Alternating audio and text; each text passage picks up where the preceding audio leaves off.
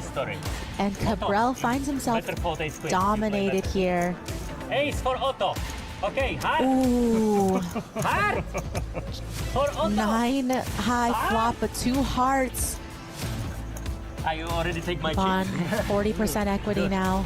No, heart, please. King of clubs. That means that Ivan Luka is going to be our bubble boy, finishing in 7th place. All in with the ace-7 suited. Flop is 8-6 deuce, couple of diamonds. So some hope here for Hoffa in the form of a flush draw. An ace would also do it. The turn is the 6 of clubs. River is the jack of spades. Hoffa going to finish in 6th place. Cabral shows an ace and Are you joking with me or not? 9. Straight against straight. Nothing you can do, man. Gives Cabral some more What do you outs, mean, you could have no? counterfeit the pair of 4s. Comes ace on the river. So we are going to say goodbye outs, to and Tiago he's, in let's see, 5th why? place. Audemars quickly makes the call with top pair. So top pair versus second pair. Pleasure. And that means Akari is going to be Okay, now eliminated in 4th place. You left me alone. Rodrigo, who's been really patient, just picked his spots well. You know, not really in bad The shape biggest spot here. of the tournament, yeah? Flop is ace 10-6. Pretty interesting. You know, gives Audemars top pair, but Rodrigo looking for a jack for Broadway. So that means that Rodrigo needs a jack or a queen or a king.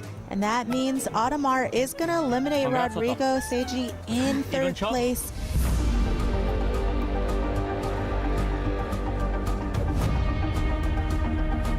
Otomarus, you crazy guy, really. Otto is boring, but he always posting blinds, right?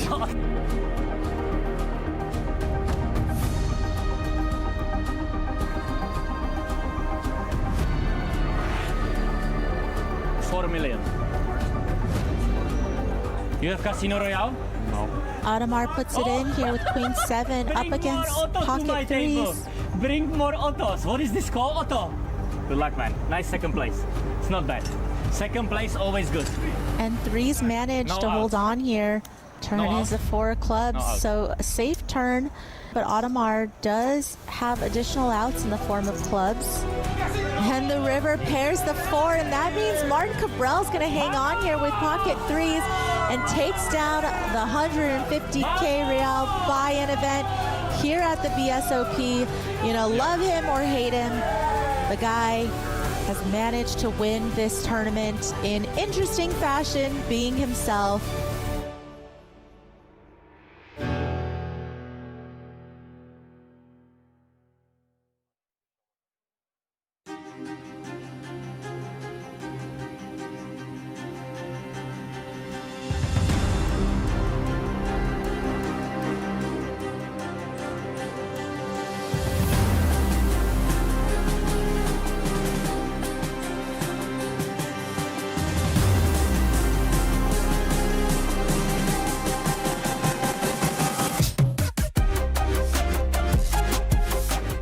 This is the first BSOP live coverage that we do for you guys who do not speak Portuguese.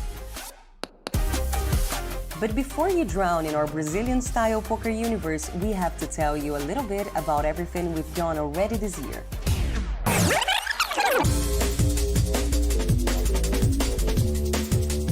We've done more than 244 hours of live poker games for our world audience all throughout the year.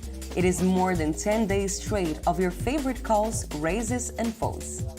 Only while broadcasted on TV, BSOP spread more than $1.5 million in prizes for the champs. That's enough money to convince anyone to come and enjoy the event. And we have some of the best players on our field. There were 11 different winners and only 2 players won more than one tournament. The field here is more competitive than any other field in the world. We know it, Global Poker Awards know it. The winner is the Brazilian Series of Poker. And you can know it too. Just come. And for those of you who've just arrived in BSOP, we must warn you. There's a Colombian storm going on this year, not only with Colombian players winning trophies, but also dominating this year's rankings and odds for the Brazilian Championship title. 2024 was already a great year for the BSOP community, but 2025 has instantly called that and raised the bar for a 2026 that is about to be a game changer. It is not a coincidence that we've reached out to the English-speaking poker community. And for the first time ever, we are broadcasting the show to you directly from the main floor, where the magic happens.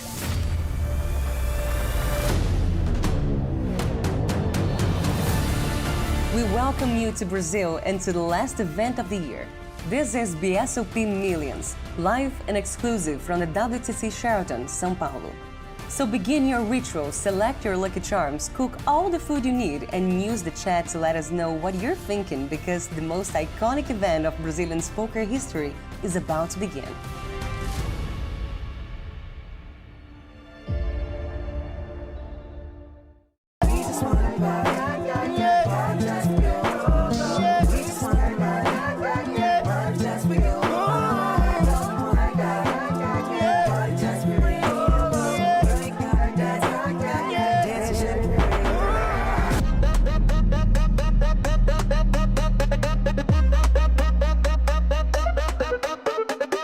This is America. This is South America. This is Brazil.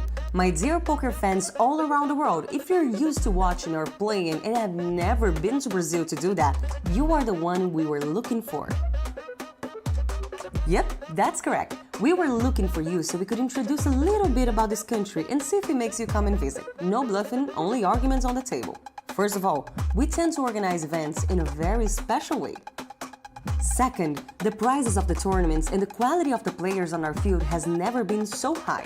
Third, you have lots of beautiful places to spend your prize money on. Okay, so that was the flop. Let's head for the turn. Fourth argument, we've created the caipirinha. And I know it's not the best argument, but trust me, that works for every discussion when you're Brazilian.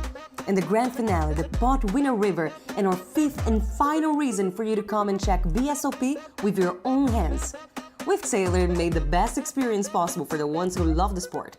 Beautiful places and landscapes, best prizes and players, an unforgettable atmosphere you won't find elsewhere, and of course, the best hospitality you will find on the circuit. BSOP 2025 invites you all to be here in 2026, and welcome.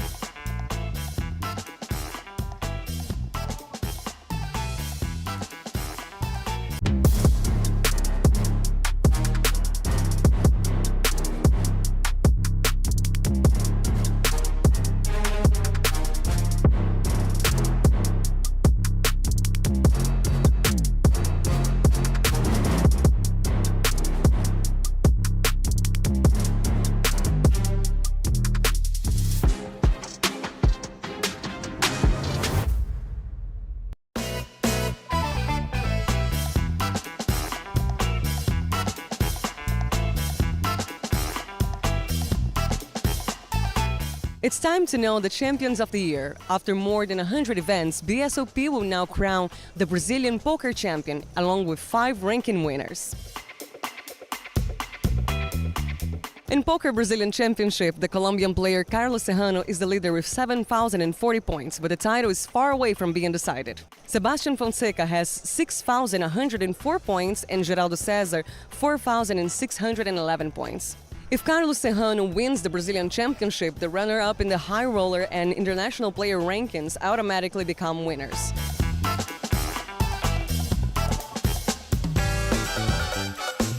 In the high roller leaderboard, Sebastian Fonseca and Paulo Joanello are fighting point by point for the second place. Sebastian has 5,164 points, while the Brazilian sits at 4,412.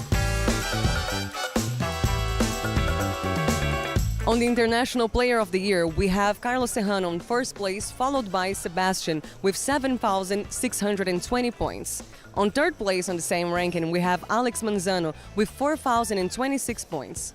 On the Omaha Player of the Year, Alex is also present on the first place with 3,721 points, holding a sizable advantage over Lucio Antunes, who has 2,250 points. Now, the tightest race here is Women's Player of the Year, because we have Larissa Dantas on the leadership of this ranking, but only 300 points separate the top 4. Larissa sits in the leadership with 1,776 points, with Lucia Barbieri, Bruna Unzueta, and Lali Tournier very close to them.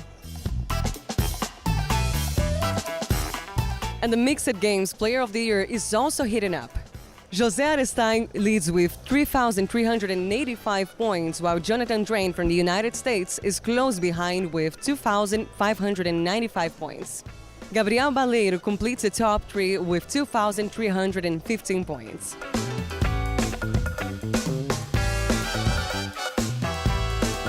The rankings will be defined along with our Brazilian poker champion, and you'll see all of that in the next weeks here at BSOP Millions 2025. See you soon.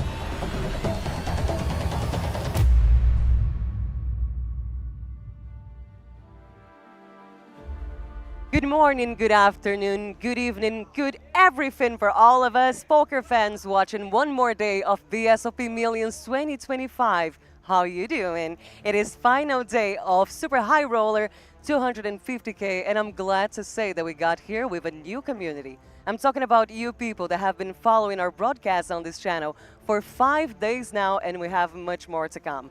First thing on my list here is to greet you all for everything you've been doing to get BSOP as far as possible throughout the voices of our high-quality commentators, Maria Ho, Jeff Gross, and Brian Rest. We've been talking to Estonia, Czech Republic, United States, Germany, Austria, and Brazil, and much more. And of course, there's still room for many more places to come here if you're anywhere around the world, but not in Brazil. First, we kind of feel for you because it's awesome here, and this is the place to gather around and watch one of the best poker events all around the world, as Global Poker Awards uses to say about us. Get ready for some action, and for the first record we're going to break this year, this is BSOP Millions 2025. Feel free to take a seat and enjoy. Let's shuffle and deal. I'm Isadora Vasily, and it's a pleasure having you here on one more day of BSOP. And we have a few surprises for you today because it's a full day here at BSOP. We have final day of the 250K Super High Roller. And I'm going to have some people with me. I know that I look kind of alone for now, but I'm telling you, we have the best hospitality in the world for you to come here and also to have the greatest casters that you could ever imagine for a broadcast. And I'm not by myself. I have the Princess Maria Ho with me as well on this free show. We're going to talk a lot about the last days and, of course, about the expectations for the following day. Maria, good morning. How are you doing? Hi, good morning to you. I'm doing well. Everything has been so exciting to be a part of the first 4 days, you know, seeing the first 2 winners, international players come in, take down a title, and then today we're going to be awarding another champion, so I can't wait to see who it is. Absolutely, and we've been seeing recently on these final tables a few familiar faces. It's been common to see the same faces on different final tables. So I would like to talk to you about that. Who do you think we're going to see in this final table when we actually have that formed? Well, there's still a lot of killers out there in the field. You know, yesterday when play ended, we still had amazing Brazilian players left in the field, of course, and topping the chip lead, I believe, is Felipe Boyanovsky, but followed, you know, on the counts by someone like Yuri Zivaleski, who I'm very familiar with and have played a lot with on the international circuit. So I would be very surprised to not see him make a deep run, if not in this event, then at some point. And then also, you know, there's still some of the past champions from the previous events left. I know Cabral entered again late last night. I think he's in for at least 3 bullets, so a little bit of an uphill climb for him, but luckily he's kind of working in the black, considering he did take down the 30K USD buy-in already. So definitely some interesting characters, some really high-level players, which again I think will make for a very interesting stream. Absolutely. And I would like to also invite you all to follow us on social media, because I know that you've been enjoying this experience as much as we have, and I want us to be close. So please, let's check our social media, because you can follow us everywhere. We have BSOP Official as our username on Instagram and X, formerly Twitter. And if you want to follow our broadcast and don't miss anything that we're going to bring in BSOP Millions 2025 and the tournaments that we have ahead of us, don't forget to subscribe on BSOP English. Of course, we also have our live stream on Twitch, so twitch.tv/BSOP Live, and our website for you to check all the stages we have throughout the year. All the news, so you'll be updated on BSOP News, is bsop.com.br. So don't forget to check us in there, and let's start building this community that we are already working on. And I'm glad to say that we have a great community being built in this English live stream. And I want to thank you, Maria, for being part of this, especially in this early beginning. I'm super excited to bring Brazilian poker all throughout the world with you. I also want to ask you about... Oh, sorry. Oh, no, I was just going to agree with what you said. I was just going to say it's been great to really be a part of this from the ground up. So happy to be doing this with you. Absolutely. And I want to ask you about these last days that we had, because I was watching the Martin Cabral win only on the final table, but I was watching through the live stream, the English live stream, and I heard that you were commentating on it. So I want to talk to you a little bit about what we've been through before we start expectations for the next day. So what's your view on this kind of player that has this very communicative strategy on the field? I definitely think that Cabral has his very own poker persona, and it's unlike a lot of people's out there, right? Like, there's some top level players that are very quiet at the table. I do think especially Americans are very guilty of being very serious, being very quiet. I think usually we end up seeing the international players kind of be loud, be a little bit more boisterous. In my own personal experience, when I've played with Brazilians specifically, they've always been very fun and very friendly, but Cabral's kind of on another level in terms of table talk, right? And it's kind of to the point where you can understand how some players might find it annoying. You know, yesterday on stream, I think it was Daniel Rizai who openly said, you know, you're kind of annoying. And so I can understand that from a player's perspective, it gets a little bit distracting. Maybe it's a little too much. But on the flip side, I think for viewers, it's very entertaining. And I think some of the polls that we've done for fun on the stream have just really shown that people like to see more emotion at the table. And I don't think there's anything wrong with that. I think that sometimes we are so used to, as poker players, holding our emotions inside, being really measured because we don't want to give anything away, right? We always have this poker face.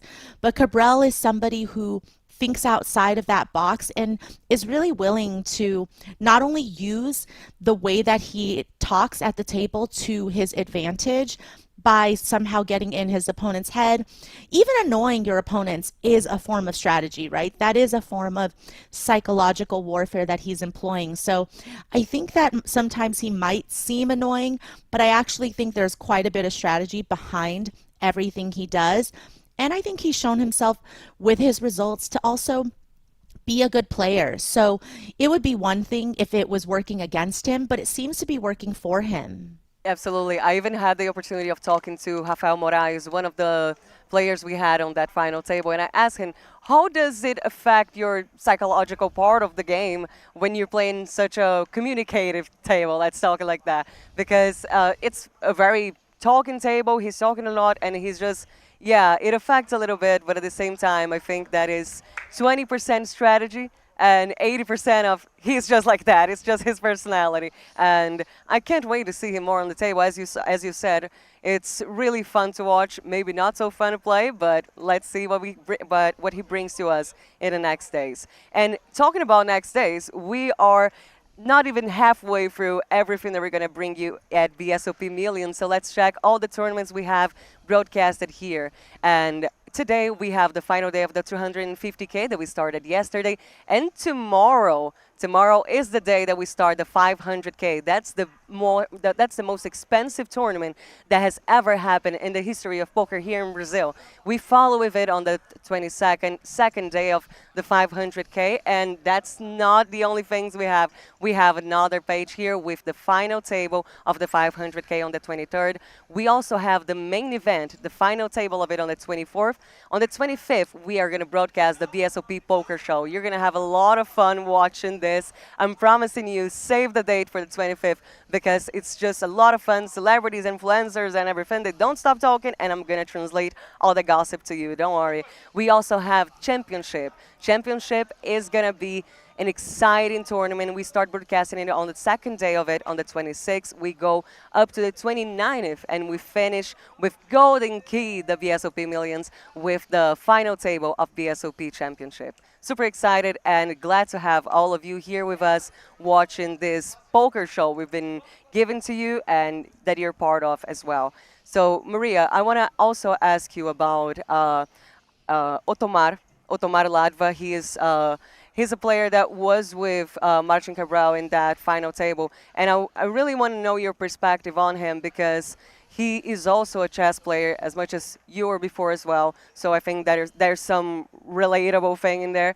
And I think that was very important for him to know how to deal with all the strategy that Martin was bringing on the table. How do you think that the background of chess affects poker players when they do this switch? Yeah, I think you've really seen, especially in the last 5 to 10 years, a lot of chess players come into the poker scene, and most of them with pretty good success. I think that actually there's a lot of transferable skills from one game to the other. And in the case of Otto specifically, you know, he actually came on the scene not too long ago. From what I know of him, you know, definitely played a lot online, has put up a lot of online results. And so I think that he's one of those people that he's very unfazed by a lot of what Martin does and what everybody else at the table does. The difference obviously between chess and poker is chess is 1 versus 1, right? And poker is you're at a table with 7, 8 other players very often. And so there's a lot of this dynamic that you establish between every single different player at the table. And that's also something that's really interesting about poker, which makes it so difficult and so complex as a strategy game, is you kind of have to start tailoring your strategy to each specific opponent. You know, you're not using one generalized strategy against one person. You actually could have a different counter strategy for every single opponent that you encounter based on the way that they're playing. So that's definitely a difference, but it seems like Otto's been handling it really, really well. I've been impressed by what I've seen of him so far. I know our fellow commentator Jeff has also said that he's watched a lot of the final tables that Ottomar's played online on GG Millions, and so certainly he is not a stranger to high pressure situations. It's good to know that he is also still on this on our 250K that we're gonna have today. And if you want to check a little bit of everything that we had recently, because yesterday was a full and exciting day, let's check a little bit of a summary of everything we had here at BSOP Millions 2025 on the start of the 250K.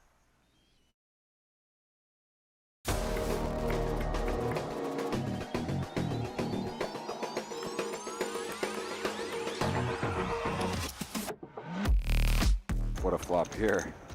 This is a great hand, yeah, like I said, to like B50 and like maybe sometimes just do something totally insane versus a check raise. This could be a really big pot. It's against dealer and big blind on the 6-7 deuce check raising here. Bunch of draws, 4-5, 8-5, 8-9. I like raising here. Large sizes like clear up the ranges quite a bit. Now that said, going large when your opponent has kings probably works out quite well.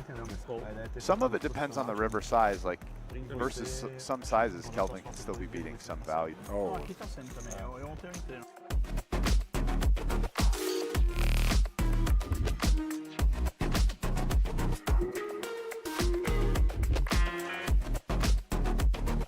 Queen Jack, King Jack, good spot for Rizzo.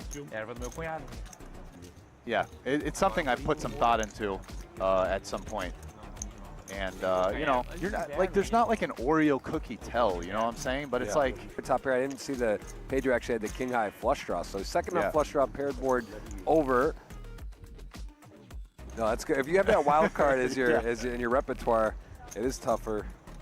Where it's like, I will not be pushed around, you know? Like, yeah, okay, man. Wow, what a turn here. He's still telling the story. He got stiffed. Let's just be, I mean, he got straight up screwed on this card. This was...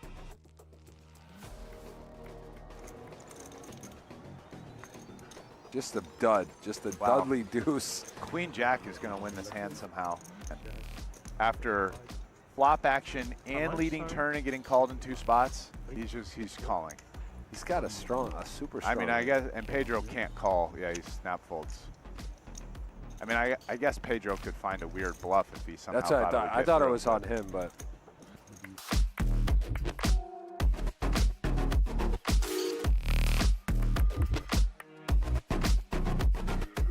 Oh my goodness! And jacks, what is going on?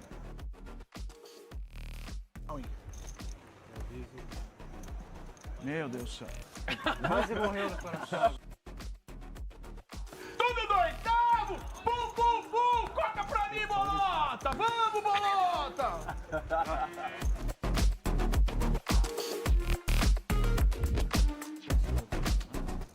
All right, looks like we've got an all-in and call ace-king versus pocket 9, so very classic coin flip. You gotta win coin flips if you want to win tournaments. So far, the 9s are holding, but ace-king looking for an ace, a king, or a jack. The river is a 7, so 9s are gonna hold.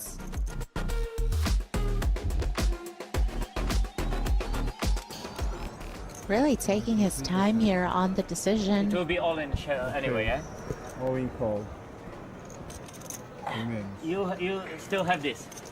How do you know? Just move. Ooh, flop is king 8-8, so Rodrigo pulls ahead and full house on the turn. Almost chopped. Good luck, guys. And fun. Hug. Seat open. Hug. If he does re-enter, will he get drawn back to this table? Yeah. There's a shot of Cabral, who does look like he is re-entering. Made a mad dash over to withdraw his seat. And he's back. Before any of you guys even had a chance to answer whether you wanted to see him back here. Excuse me, registration open tomorrow? Yeah. Then there is no other way. For Vladimir Vladimirovich, the quick learner, just put the cards in the case with me. it will be all in anyway. Okay. 169. Okay, let's do that.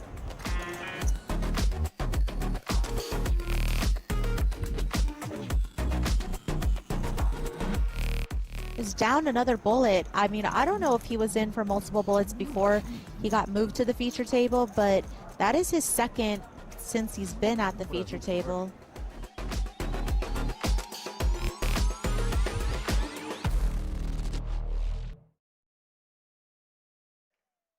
We are getting bigger and bigger and more expensive here at BSOP Millions 2025, and today is final of the 250K Super High Roller of our High Roller series at BSOP. I'm super excited because it's just getting more expensive and it's start play, and I'm excited to see this field today and how we're gonna have this table formed. So Maria, what's your impression of yesterday? Yeah, I feel like, again, when registration is open till the start of day 2, there are going to be some players that might be willing to take some higher variance lines. And also, again, going back to the example of Cabral, right? I think Cabral, coming off of his win in the 30K, you know, he has that extra cushion because he's already up on the trip once you win a tournament early on in the series. But word is that he actually is in for 4 bullets total already, and that really adds up, especially when we're talking about a 50K USD buy-in, right? So I think now with registration closed, we might see a little bit of different pace of play than we did yesterday. Also on day 1s, you're playing very deep stacked. All the players are going to have a lot of play in their stack. They're not going to be very shallow and short stacked, which also kind of allows more of that post flop maneuvering. I do believe that looking at the chip counts coming into today, we will have some short stacks coming into today.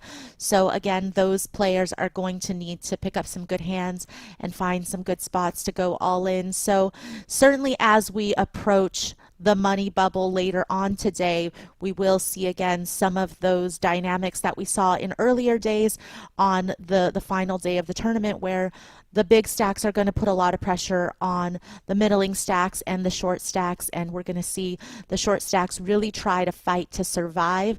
And so as the tournament progresses, the strategy continues to evolve. Absolutely. I'm really excited to see what is going to be the strategy of players with a higher stack, such as Felipe Boyanovsky and Leonardo Rizzo. They are a few of the characters that we have here in BSOP in Brazil, and can't wait to see the pressure they're going to put on the table and what we're going to see up to the moment that we're going to form the final table at this moment. So also, something that I want to ask you is that I was walking around here yesterday, and I saw some movement of like some signs and people writing stuff on paper. And I'd like to ask you if you had any communication with our Portuguese Brazilian casters here. I did. You know, unfortunately, since I can't be there in person, this is the closest that I'm going to get to interacting with everybody. You know, I get to see you and Jeff and Brian in our pre-shows and things like that. But I haven't had a chance really to interact with the Portuguese speaking stream. So it was nice. We showed each other some love. I made my own sign too. You know, I reciprocated. But it's really cool because, again, as you mentioned, we're really building up this English channel from scratch. And, you know, the Portuguese speaking channel has been so successful. They have had, you know, a great viewership, a great community, and we're really hoping to do the same here. Absolutely. I'm really glad that we're doing this crossover now. And also, since you mentioned, oh, it's sad that you're not here, but we can still have this content. We have a little surprise for you, so you feel more part of our BSOP here in Brazil. We have a little surprise. Ooh.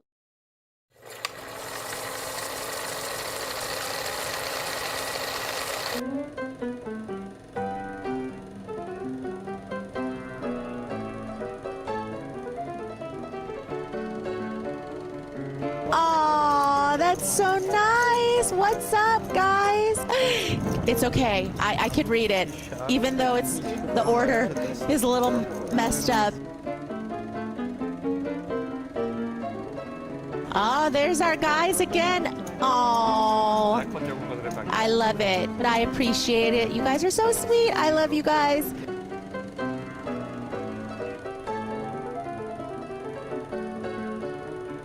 I've got a sign of my own, people.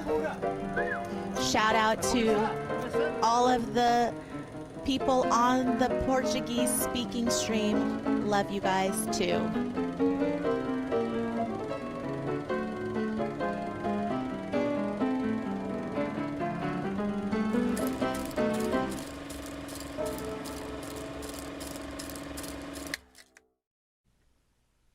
That was so sweet. I love the signs and all the hearts that they drew. That looks so cute. I'm glad that you've been very well received by the Brazilian community as well. Everybody loves you, and I can't wait to have you here in person. So congratulations on being so adorable, and everybody loves your work. And I'm, again, super excited and flattered to have the opportunity of sharing this live stream with you, Maria. And I also want to ask you about, again, now expectations for today and this final table. And one of the characters that we have here is Yuri Martins. And I heard that you kind of like his work, that you kind of like his way of playing. So would you elaborate on that a little more?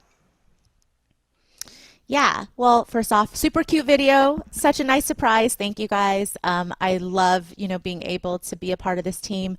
Moving on to your question about what I think we will see today. I definitely, again, feel like now that registration is going to be closed at start of play, everybody is really eyeing, what the payouts are going to look like, thinking about trying to build a stack to make that final table. This is where it shifts into this gear of continuing to accumulate chips to put yourself in a good position so that when you're at the final table, you are in a good spot to win, right? You don't want to come into the final table as a short stack because obviously that will put you at a bit of disadvantage in terms of the maneuverability and your ability to put pressure on everybody else, right? You want to be in the driver's seat at that point. And so I think we will see the best players usually rise to the top at this point, right?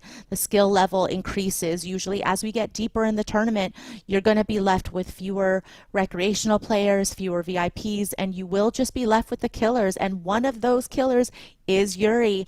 And as I've mentioned, I've played a lot with Yuri overseas at World Series of Poker. Yuri is somebody who I admire a lot because of his table presence. It's so important to be calm and cool and collected at the poker table. You never really want to go on tilt. You don't want to get thrown off by other people. And he's someone that's very unaffected by everything that's going on around him, right? You could have 8 Cabrels at the poker table with Yuri, and I don't think he would blink an eye because he's so used to being under a lot of pressure. And Yuri's a closer. I mean, if you look at his stats, if you look at his resume, if you look at the fact that he is a multi-WSOP bracelet winner, he is no stranger to coming into a final table with a good stack and winning the whole thing. And that's the difference between a good player and a great player, right? Is sometimes the pressure, the lights, the fact that you're playing on a live stream can get to people, but not somebody like Yuri. So I'm really excited to see him, but also just so many other great Brazilian names play. João Simão, also someone I'm very familiar with. He's still in the mix. And again, I feel like they are all here to make not make a name for themselves because they already have a name in Brazil, but really solidify to everybody, especially all the international players who've come to play in the BSOP, that the Brazilian players are the ones to beat, right? And so because the first 2 events that we covered, the 20K and the 30K USD, happened to be taken down by international champions in Mehdi Choui from Morocco and Martin Cabral from the Czech Republic, I think the Brazilians are really gunning for one of these trophies. So I'm really excited for what's about to come today.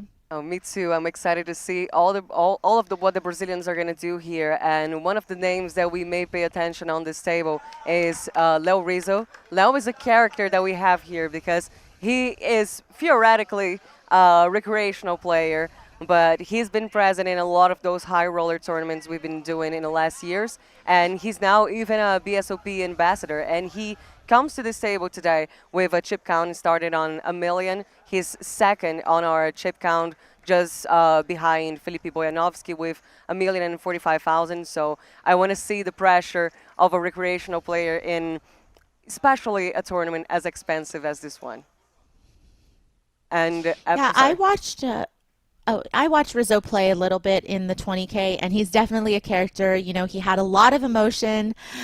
He was having a lot of fun, and I always think it's so important to have different types of players in the mix because they really bring something different than we're used to seeing, right? We love to see the super high level play, but we also like to see somebody who goes against the grain and might throw everybody off a little bit, right? If someone doesn't necessarily play by the same strategy or play by the same rules and they're a wild card, they might trip up some of these professionals. Absolutely, and we are almost starting with our game today. As you can see above Maria, we have our countdown. We're gonna have game on in a few minutes, and again, I'm glad to have all of you here being part of this great journey ahead of us. Now starting the English stream as well. It's been amazing and excited for this final table, and I also can't wait to make some interviews with all of them because we're also getting close to our 500K tournament. Today we finished the 200K and we are about to start as well the 500K super high roller here at BSOP Millions. So let's check a little bit of what we can see in there.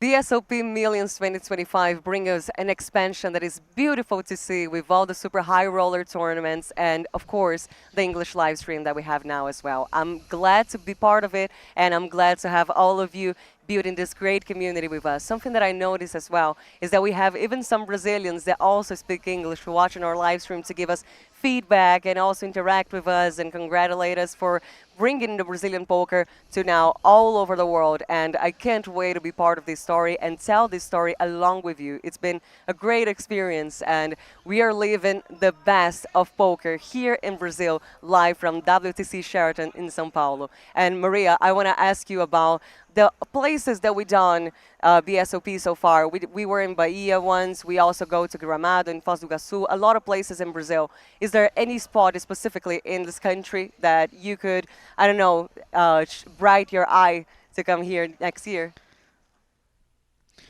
Well, you know, Sao Paulo seems great, but Brian Rask keeps talking up Rio. So, you know, I feel like I know that's his second home and everything. So there's definitely a few places in Brazil I would love to visit at some point. It sounds like there's so many different places to choose from that the BSOP has already visited. So, you know, I can't wait to see where you guys go next.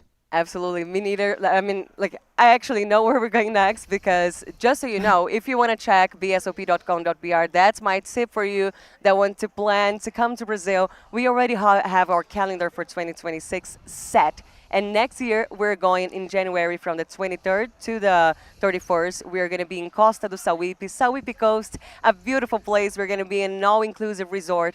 Beautiful, beautiful, beautiful, with great hospitality as well. And that's where we start our year in 2026 and our BSOP Summer 2026. It's going to be great. And Brazil is known for this hospitality. And I can assure you that for all the places that I've been in the world by like all my work that I did with video games and all the other stuff that I do, Brazil is never beaten on when it comes to hospitality. I've been to Paris a few times for work. I've been to the US, and all these places are great, and they all have you with a lot of love.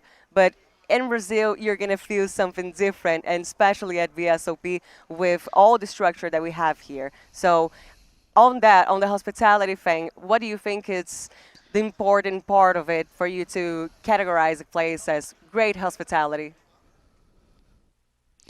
Yeah, I definitely think a lot of it has to do with how friendly everybody is, right? Especially when people are coming into a foreign country, maybe for the first time, for people who might have never been to Brazil before. I think just feeling comfortable around the people and being exposed to the culture as well. You know, I feel like food is a big part of good hospitality. You really want to be eating what the locals are eating. You want to be drinking what the locals are drinking. And especially at these poker stops, you know, we see these players, they're playing for 12 hours a day.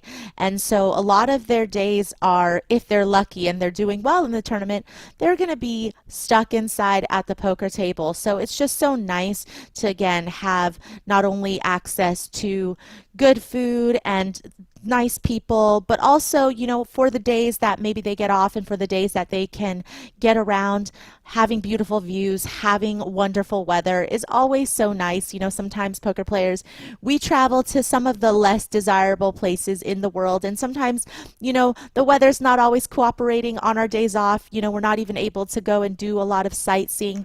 So just being close to some of, you know, the major sightseeing and being able to do the tourist thing on our days off and have a chance to really see the city that we're in is all a part of what makes a poker stop great.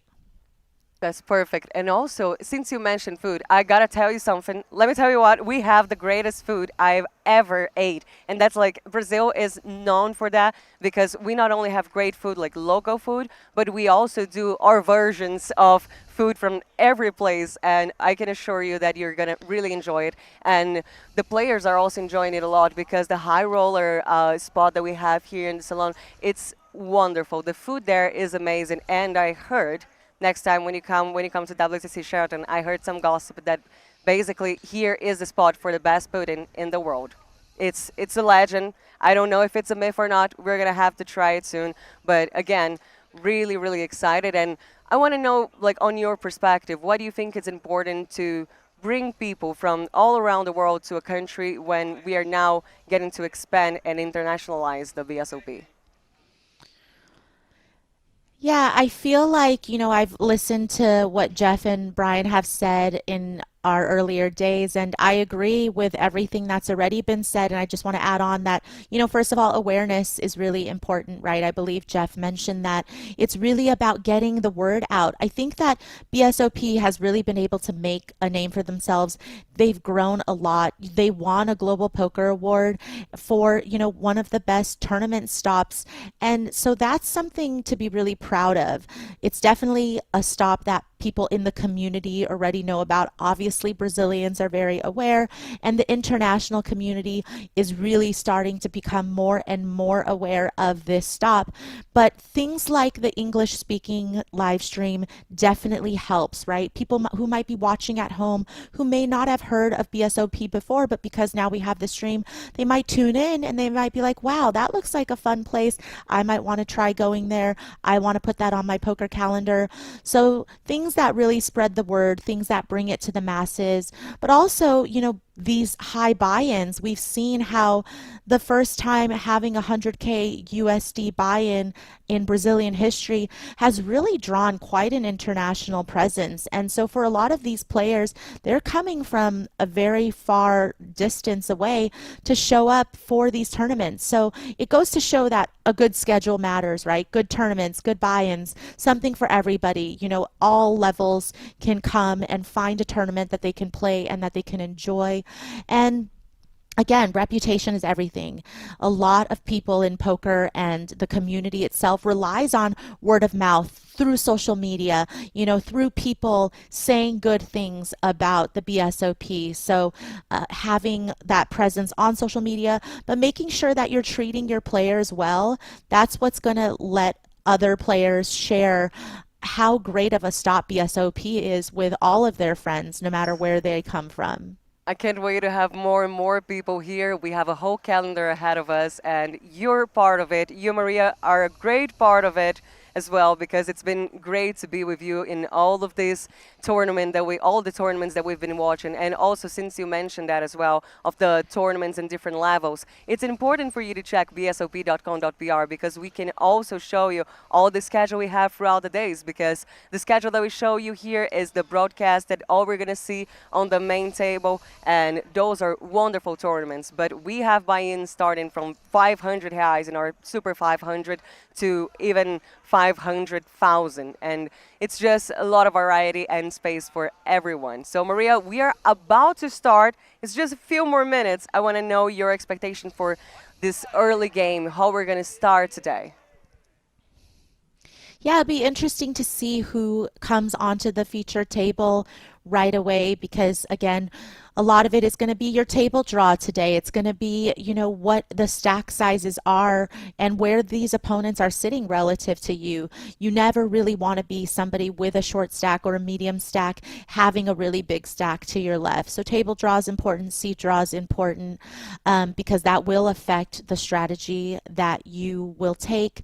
But also, again, you expect that because some stacks are going to be shallower, we will have some people that are going to max late reg, some people that are waiting until the start of day 2 to register, and that's going to put them at a bit of a disadvantage in the sense that they have a little less playability in their stack now that the blinds are a lot higher relative to the starting stack that they're going to get. But, you know, again, in that situation, they find one double up, they chip up a little bit, and they're right back in it. So definitely still a lot of things that can happen.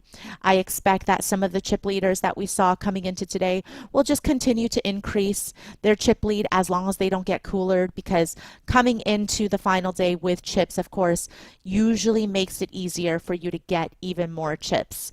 So I think we will see the players like Boyanovsky and Rizzo continue to chip up, and I think I'm just really excited to see, you know, if we're going to get some of the talkative players here at our first feature table. And what's up to Sir John, our dealer, who's very excited. It looks like he is ready to go, so I think so are we.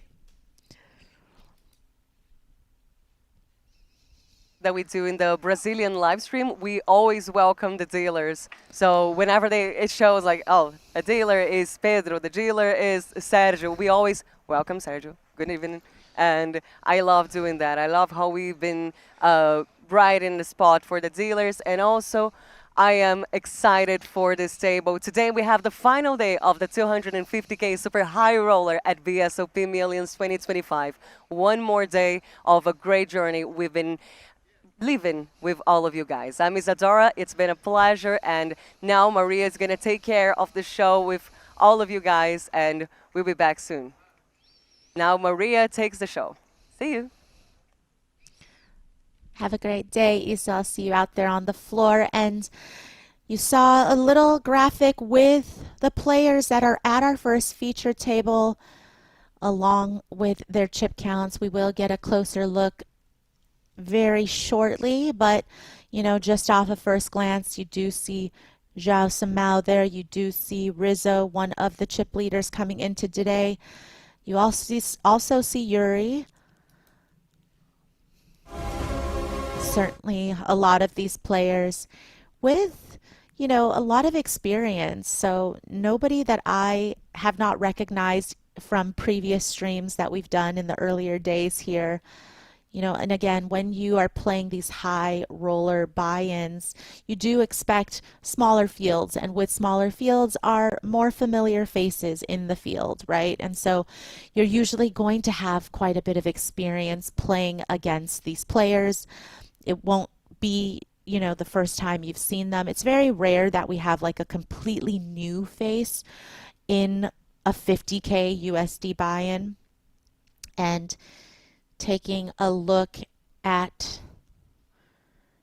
this table, I do believe we have Ziska sitting in seat 2 with 165,000 in chips, which would make him the table short stack. And then, as I mentioned, João Samao there in seat 4 with 690K. And then we do see Rizzo, who I believe came into today with over 1 million in chips. And then next to him, the runner-up of the 30K USD buy-in, Audemars Ladva, who we did speak about in the pre-show. Un momento, por favor, porque Next to him, we have Vladis Tamasaukis with 565,000. Então, And as o I João Simon vai mentioned, usar da 4 e Yuri o Martins and Leo seat 8, 25. 580,000. Excelente. Seat 9, Felipe Abre Boyanovsky, feiura aí, o small chip da tem leader, que pagar coming e into mostrar feiura, hein, today. gente? Melhor não abrir essa, não. Né, Léo? Já começou com um joguinho ameaçado. Caraca, não, eu tô dando dica aí, sou amigo, pô. Às vezes não Hoje consigo vai ser ver um os dia tempos de feliz, posição aí. você vai ver. Bom, Estarei lá, Ciscar, no ITM. João Simon, Big Blind. Quantas entradas dela? 40. Gravados? 10 milhões. Good luck. Aí paga 5 ou 6? Looks like the first hand is underway here in the final day Leo of Rizzo con l'acción. the 250K Real 50K USD buy-in tournament.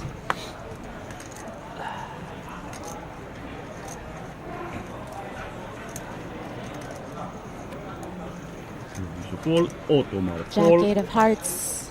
Vladis. First to act, Acción. gonna fold. Gladys in the hijack. With a poker-themed sweater on is 5 of clubs, Great. his favorite card in the deck. 40,000 fichas, 40, Paul, Felipe, Paul, He's gonna Ciscar, open Paul, 40K with King-Queen offsuit. João Simon con l'acción. You play like 500, right? 495. Action back around to Samau, who has Queen 4 suited. Simon anuncia call, 40 fichas. He's gonna come along from the big blind. Para dos. Three players. João Simon con l'acción. Flop is 6-5 deuce. So little bit of interaction for Samau here with a gutter. Check. Vladis con l'acción.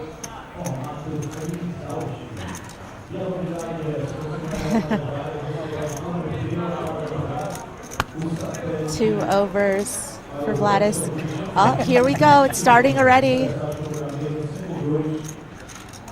Riling up the crowd.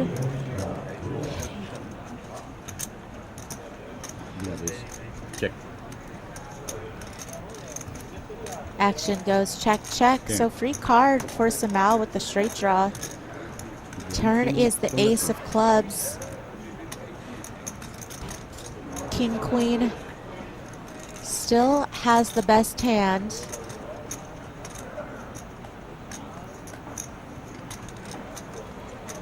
Check. Vladis con l'acción.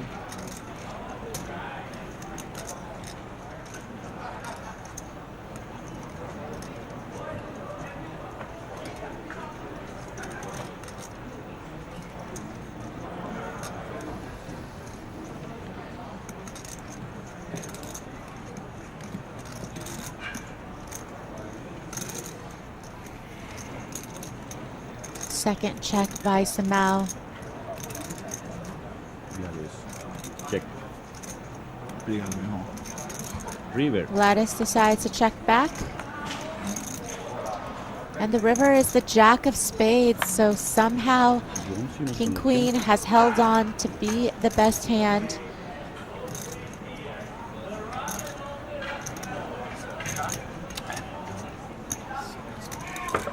Obrigado. Isso, aham. Você consegue me deixar um papel escrito teu pix? Samau, lowest heart rate I have sem o seen celular aqui pra te mandar. thus far.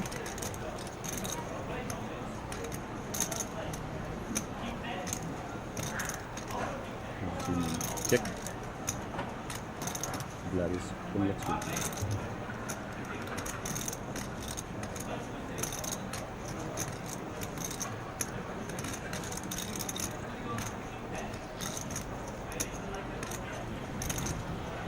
Third check by Samau over to Vladis. You know, who seems a little unsure if he needs to bet and turn his hand into a bluff to maybe put pressure on some weak one pair hands, like some 6x, some 5x, some 2x, because King Queen just has such little showdown. So he does end up betting here. A gente ganha outro Winner Showdown hoje ou não? Não. Boa pergunta. Os outros torneios ganhavam, né? Pergunta aí se não ganha, Sérgio. Vou perguntar. Lord? Está perguntando se não ganha mais Time Bank. Não, o Winner Showdown. Não, Winner Showdown.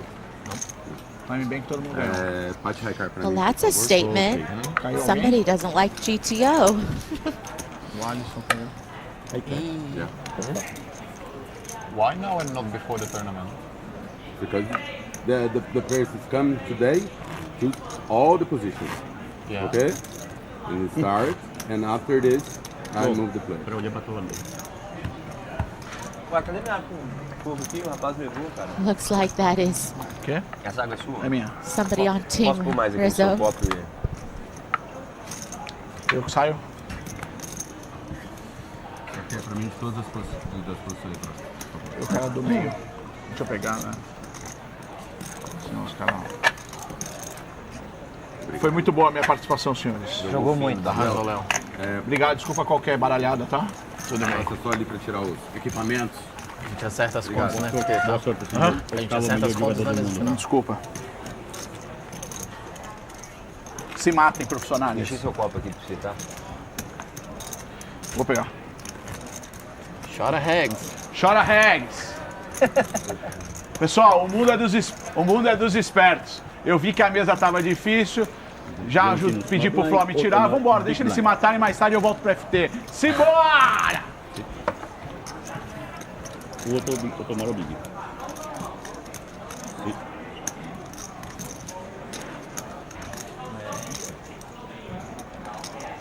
Sim, senhor.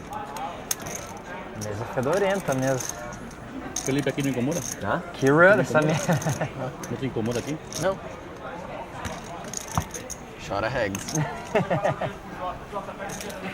Hag tudo chorando. Pô, já sei, a gente pode ficar foldando até 8M. Gladys. Uma ideia também. Parece um bom plano. Fold. Yuri con la acción. Fold. Obrigado. Felipe Fold. Siska con la acción. Folds it around to the button. Ziska, shortest stack at the table, just 8 big blinds.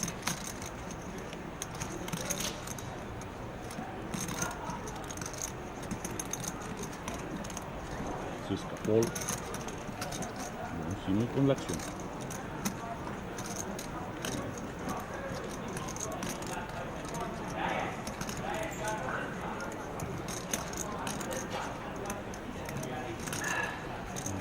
Anuncia call. Automático.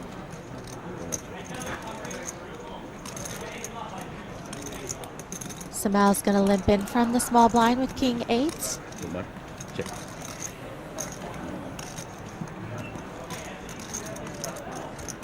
Lava's gonna check his option in the big blind.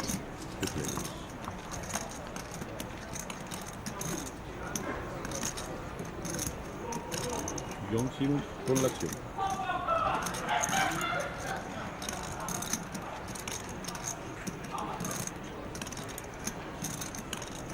Check. Automático. Con la acción.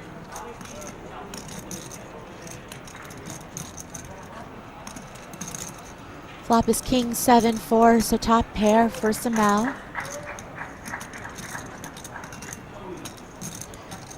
Checks to Ladva.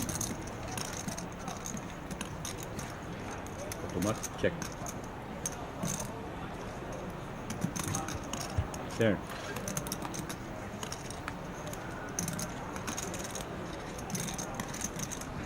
John Simon con la acción.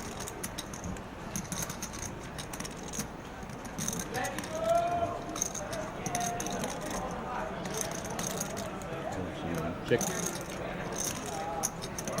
So after the flop goes check, check, the turn brings the 5 of clubs, and Samal once again checks, and that's a pretty interesting card because it does give Latva now an open-ended straight draw.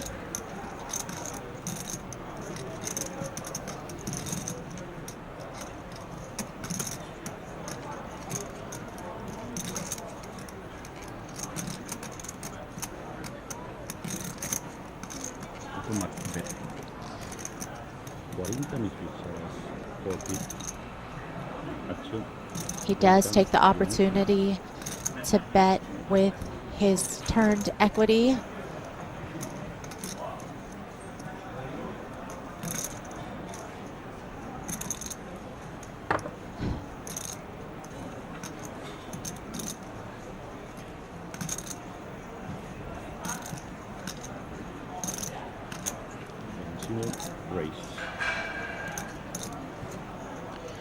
Looks like Samal was waiting to pounce check twice to Latva, and now comes in with the check raise after Latva bets, and that makes it kind of tough. You know, Latva has equity with his open-ended straight draw, but does he want to pay this price to see the river card?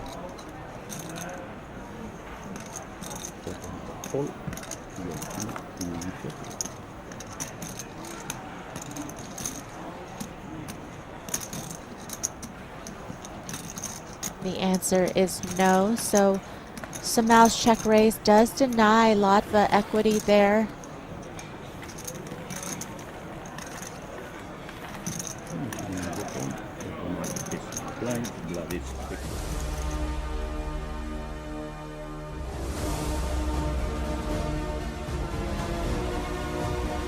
And there you have the chip counts. Felipe Boyanovsky, who did come into the day as the overall chip leader, has 1 million in chips.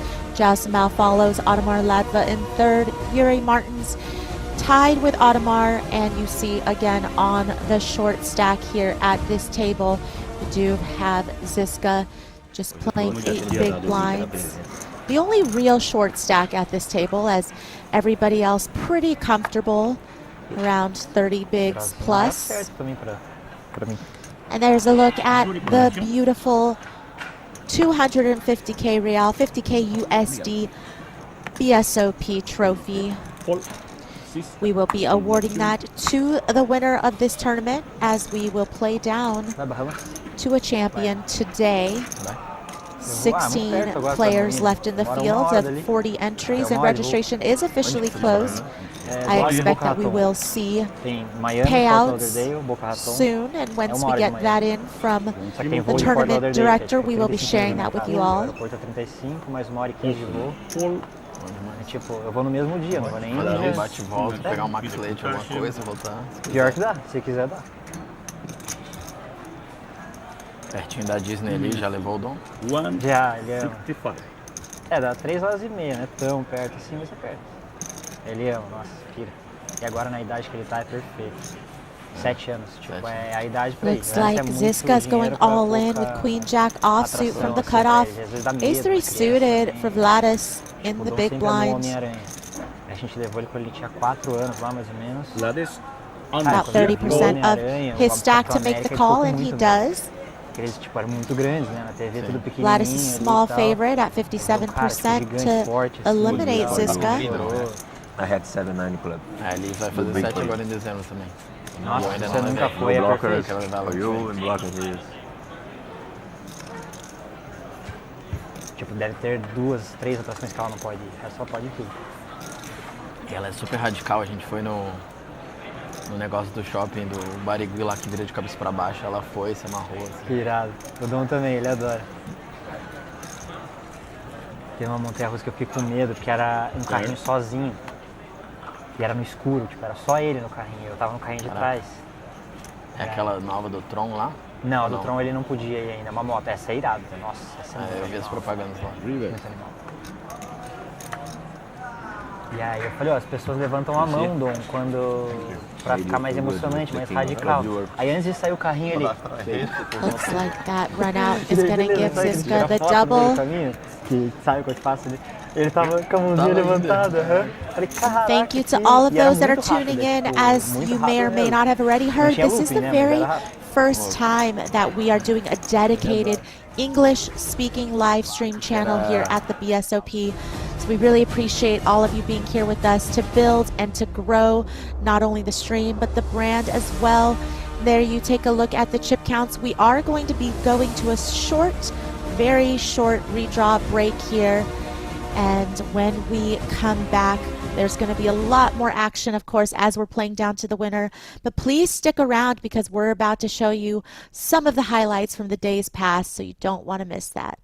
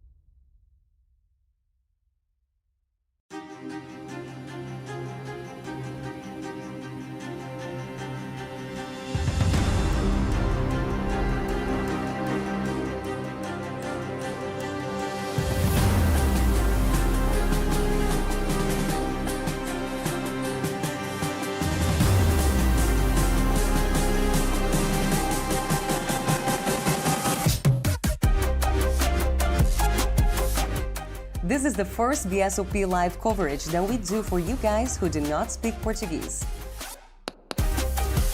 But before you drown in our Brazilian-style poker universe, we have to tell you a little bit about everything we've done already this year.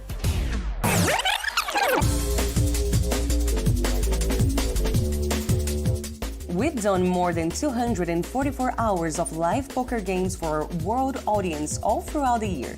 It is more than 10 days straight of your favorite calls, raises, and folds. Only while broadcasted on TV, BSOP spread more than $1.5 million in prizes for the champs. That's enough money to convince anyone to come and enjoy the event. And we have some of the best players on our field. There were 11 different winners and only 2 players won more than one tournament. The field here is more competitive than any other field in the world. We know it, Global Poker Awards know it. The winner is the Brazilian Series of Poker. And you can know it too. Just come. And for those of you who've just arrived in BSOP, we must warn you. There's a Colombian storm going on this year. Not only with Colombian players winning trophies, but also dominating this year's rankings and odds for the Brazilian Championship title.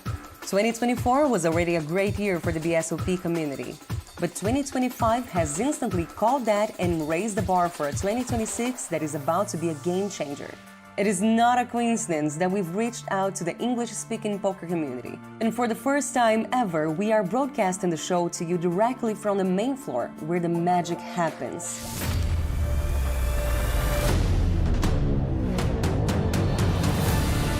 We welcome you to Brazil and to the last event of the year. This is BSOP Millions, live and exclusive from the WTC Sheraton, São Paulo. So begin your ritual, select your lucky charms, cook all the food you need, and use the chat to let us know what you're thinking, because the most iconic event of Brazilian poker history is about to begin.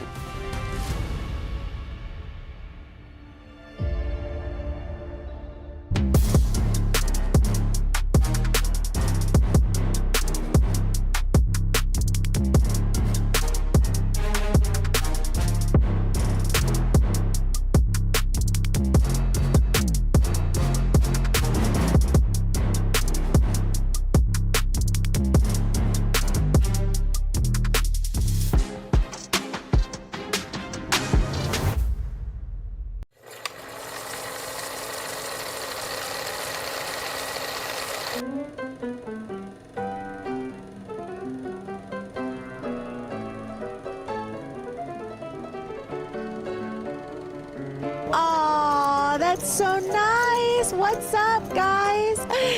It's okay. I could read it, even though the order is a little messed up.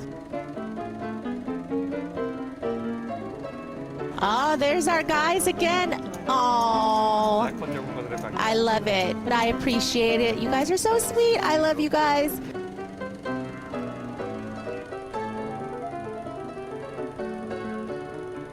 I've got a sign of my own, people.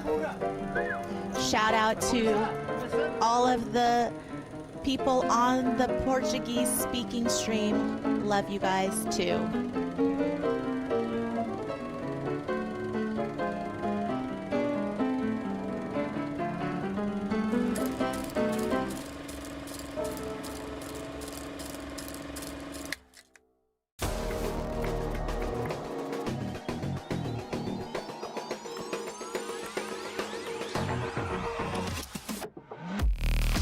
What a flop here. This is a great hand, yeah, like I said, to like B50 and like maybe sometimes just do something totally insane versus a check raise. This could be a really big pot. It's against dealer and big blind on the 6-7 deuce check raising here. Bunch of draws, 4-5, 8-5, 8-9. I like raising here. Large sizes like clear up the ranges quite a bit. Now that said, going large when your opponent has kings probably works out quite well. Some of it depends on the river size, like versus some sizes, Kelvin can still be beating some value. Oh.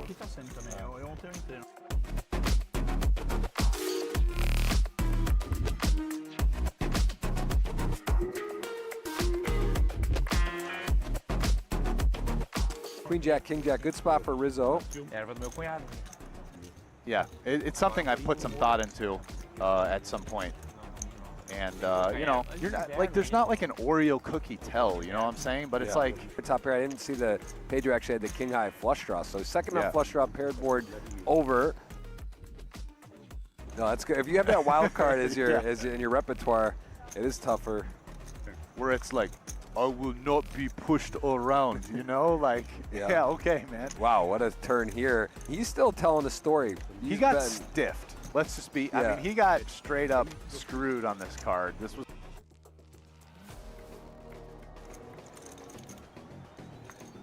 Just a dud, just a Dudley deuce. Queen Jack is going to win this hand somehow.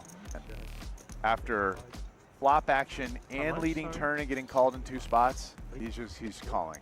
He's got a super strong. I mean, I guess, and Pedro can't call. Yeah, he snap folds. I mean, I guess Pedro could find a weird bluff if he somehow. That's what I thought. I thought it was on him, but.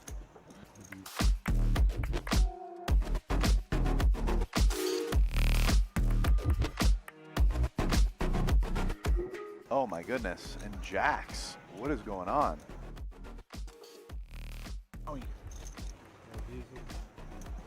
Meu Deus do céu. Quase morreu no coração. Tudo doidado! Bum, bum, bum! Corta pra mim, bolota! Vamos, bolota!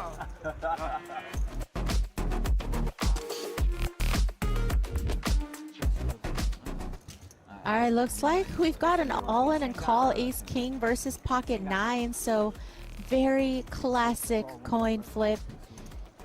You gotta win coin flips if you want to win tournaments. So far, the 9s are holding, but ace-king looking for an ace, a king, or a jack. The river is a 7, so 9s are gonna hold.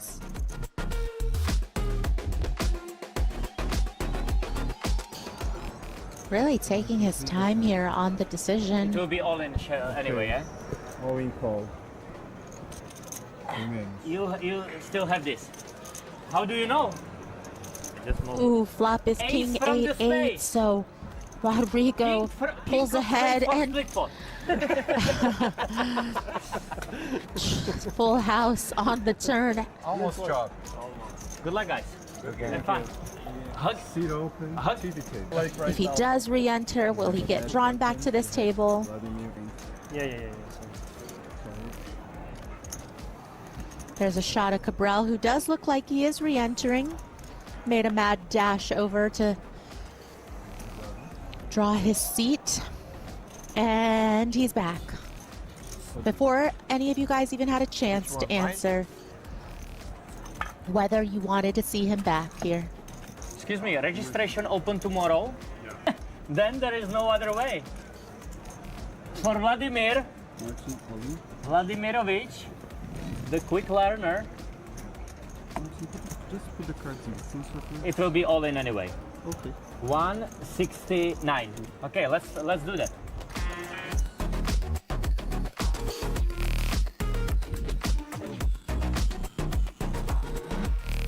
Is down another bullet. I mean, I don't know if he was in for multiple bullets before he got moved to the feature table, but that is his second since he's been at the feature table.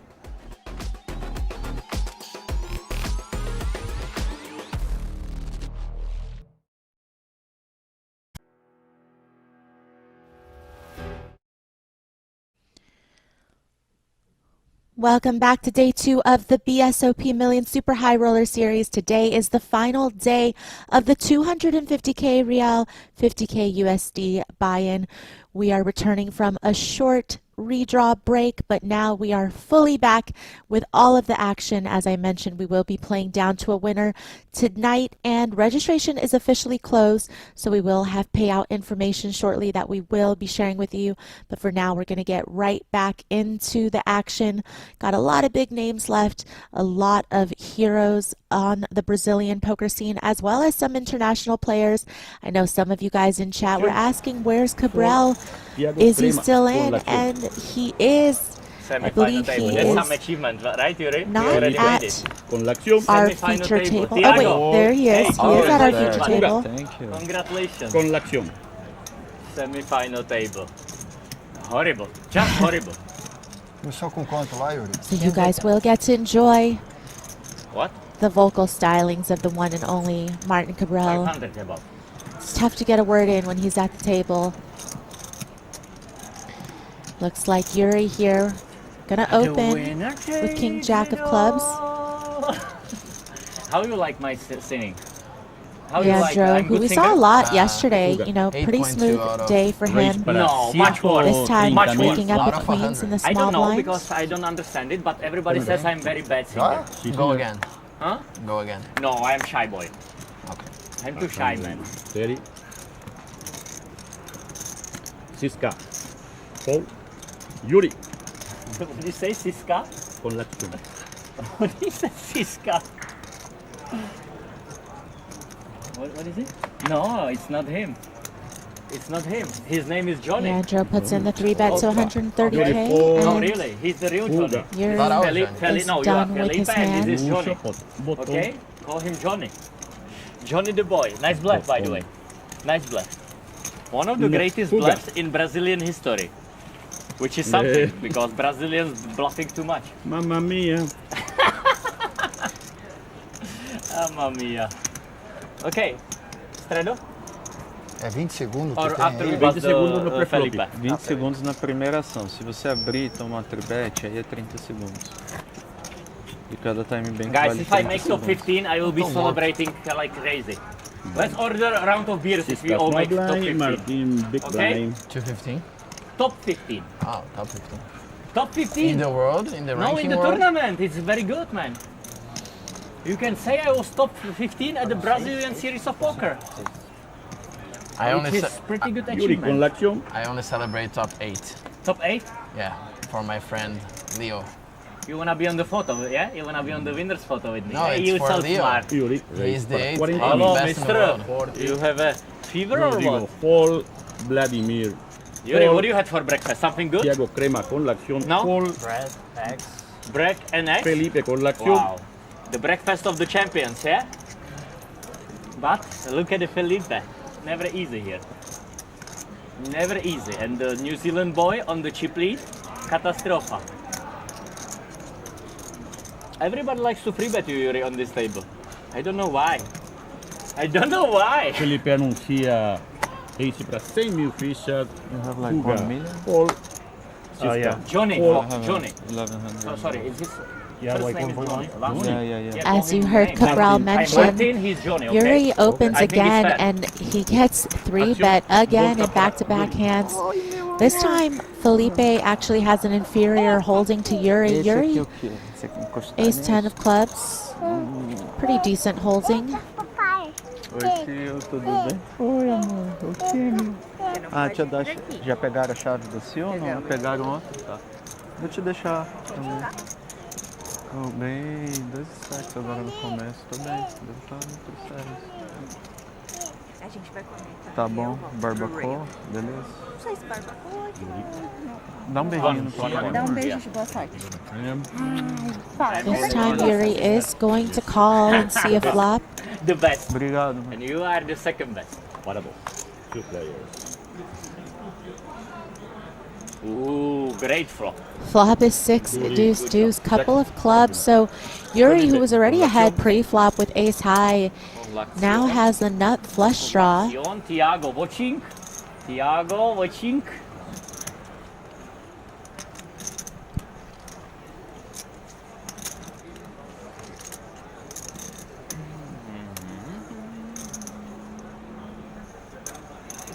Felipe, bet. Checks it over to Felipe, who does c-bet. Volta no Yuri.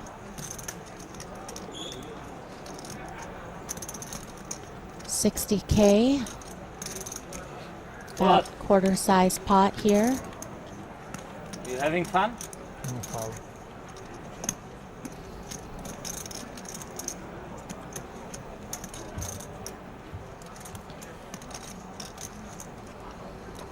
Yuri. Oh, sorry. I'm sorry. Yuri makes the call.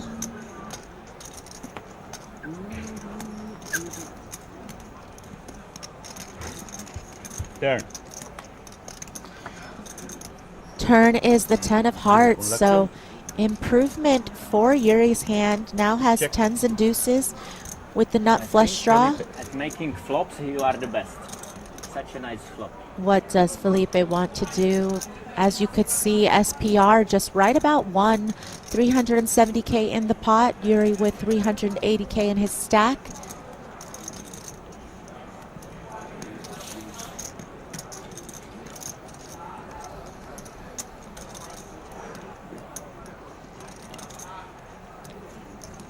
Felipe.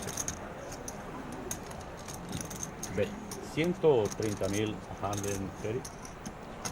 Thank you. Thank you. Wojnowski not ready to give up on this pot just yet. Bets roughly a third of Yuri's remaining stack, 130K. At the winner takes it all.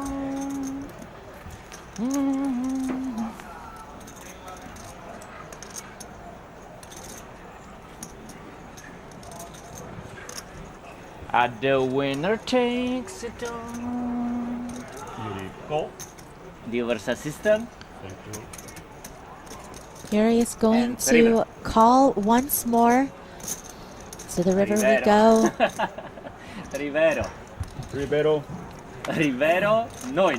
Oh, the best card. River is a deuce of diamonds, so a brick in the sense that if Yuri believes that Boyanovsky was 3-betting with top of range, that he's still going to, you know, have some of these bigger full houses, some overpairs to the board that make these big full houses in his range. But Martin's with a very strong hand himself. To be such a good dealer assistant. Deuces full of 10s. Checks one more time. Note the SPR. 250K behind. 630K in the pot. Does seem like once Yuri calls Not twice. like that. Yeah, that Ace Felipe 10, is ace- going to What? give up quite often. And he One does. more barrel makes it. If you go all in, I think he's for sure folding. Yeah. I mean, like, what he can do, yeah? Miss a draw. No, overpair. No, I mean, miss a draw. he would represent overpair. Here. Hey, guys, you don't play GRO today? Bottom. No Super system. lucky, eh?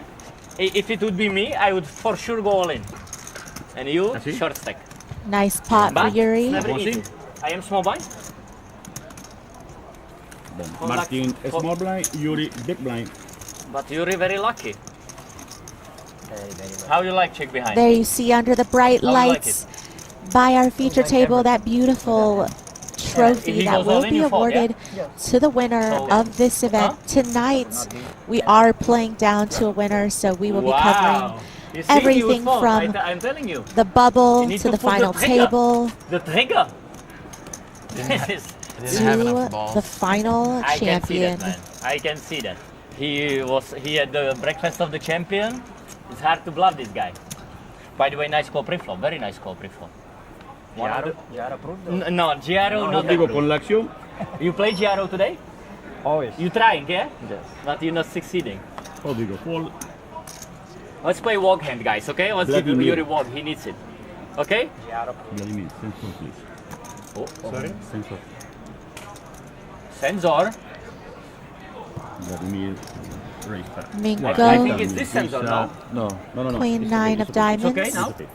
It's going to raise to 40K. Sorry, I'm terrible dealer assistant. Fold. Felipe, fold. Fuga, fold. Sister, fold. Martin. Martin. Con la acción. Martin con la acción. Con la acción. Can I see that, please? Mister, can you move your hand? Con la acción. Martin with a pretty hand from the small blind. Definitely a bit short on chips here. Colato. Is the shortest stack at the table. Does call from the small blind. Wants to see 3 with his hand. And heads up. he actually does have Miko dominated. Oh, okay. Okay. Martin con la acción. Martin con la acción. Wow, and blindo. Miko Start his time. outflops Cabral Checo in a blindo. big way here. Top 2 versus Vladimir Cabral's top con la pair. This feels Vladimir, like it's Checo going to be blindo behind him. disastrous for Cabral. With 11 big blinds, you don't really see I don't know. These how he commentators, could they are possibly get useless. away. If there is somebody making commentating, they should be quiet, yeah? Because spectators don't like it if they speak over me. I really don't like it when they commentating over me. Always Maria saying some very smart things, but always me. I don't like it. How much? Vladimir. Certified. Cabral's calling it Certified. You improving very much. Start my time, please. And con la acción, Martin. Martin con la acción. Con la acción. Bring more Vladimirus to my table. Okay, I'm gonna do something. Tiago, how you like the show? You enjoying? Yeah, it's Tiago, really I tell you something. You are probably the 7th most boring Brazilian player I ever met. Martin call. And Martin con la acción after the turn. Martin makes the call, and now Vladimirovic. SPR of 1 here with Martin the turn con coming l'acción, down, the start 8 my of time. spades. Don't So forget, please, concentrate. Minko's still ahead. Cabral, though, with a little bit of Martin, life. Checo blindo, start his time. Martin. Vladimir con Looking for a l'acción. jack or a Vladimir 10 con to la- improve to the winning hand, I but should be he like doesn't the know best it yet. dealer in Brazil. Right? Good, yeah? Con la acción. I was very confused about He this might one. think that top But now I pair is understand good everything. enough here. Please, English only during my hands. Essa orelha, olha que nice que ficou. Ficou novinho aqui e a pulseira. Okay, you are very rich, you have big watches, okay. Very rich guy. It's not expensive. Foi no do London. How much? Action on Minko, and Muito as I mentioned, SBR won. So let's see how much he wants to ask of Cabral's stack, considering Cabral has pretty much pot size back. Martin only beat flush draw. Martin only beat flush draw. But maybe straight draw. Vladimir Vladimirovic, very tough guy. I'm gonna do something. Fiquei abalado. Cheguei abalado. Minha primeira bad beat. Tomara que seja bom.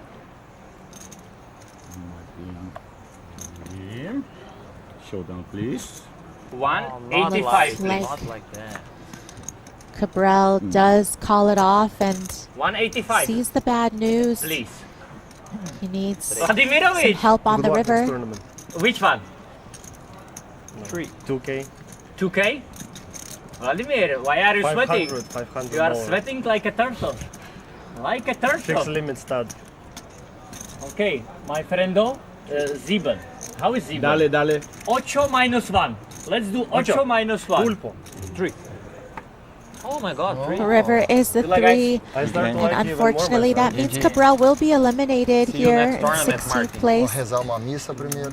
Wait, Casino Royale? Guys, you all owe me $50, okay? Yeah, drink some. Thank you, amigo.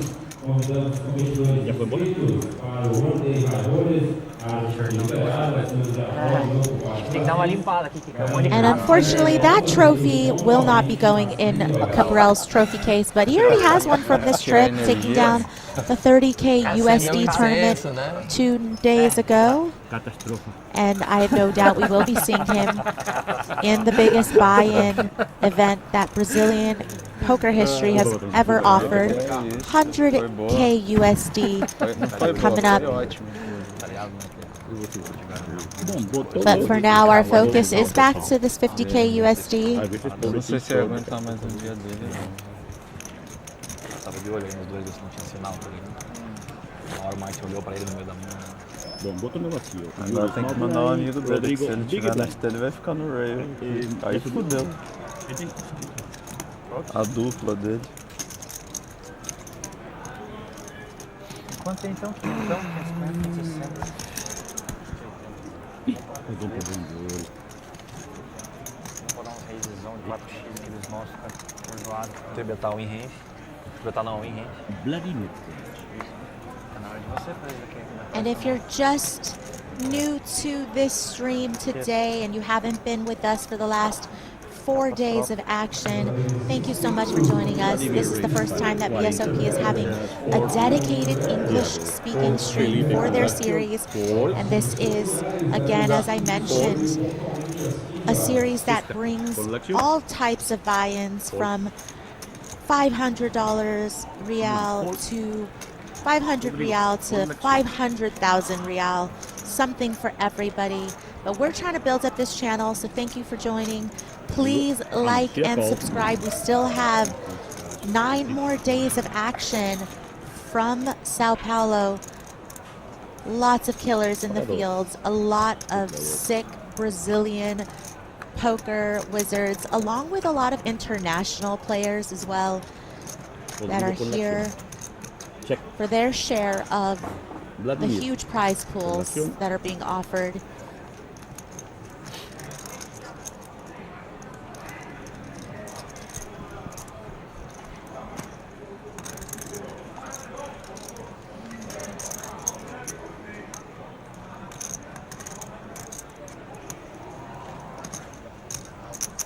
Does feel like some people in chat aren't going to miss Cabral, but some people do, you know. Again, he's very polarizing, and some people feel like there needs to be more emotion in poker, and some people feel like Cabral might be a little too much for them, and that's all fair, you know. I think it just depends on what side of the coin you're on. Certainly he's not for everybody.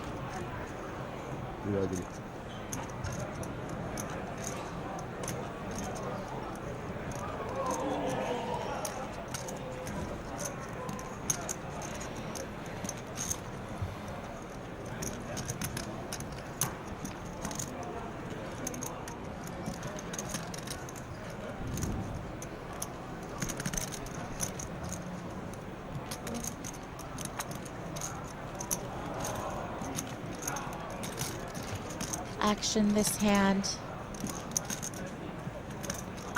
with Rodrigo betting here on an 8-5-3 2 hearts board.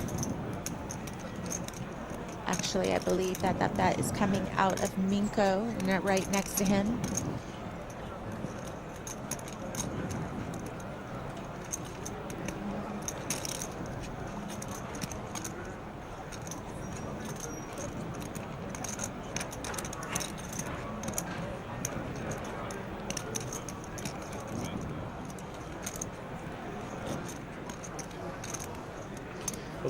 Action on Rodrigo. Looks like he is going to make the call.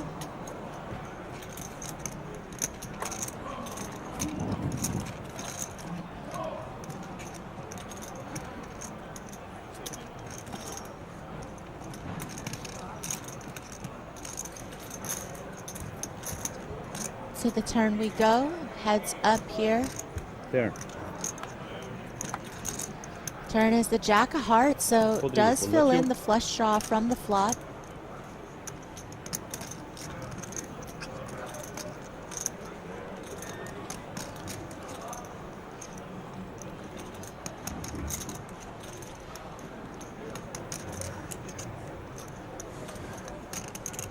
Minko, who started play after the redraw with over $1 million in chips and also eliminating Cabral, certainly is one of the biggest stacks in the room, definitely at the table, while Rodrigo came in with about 600K. So Rodrigo is the effective stack here.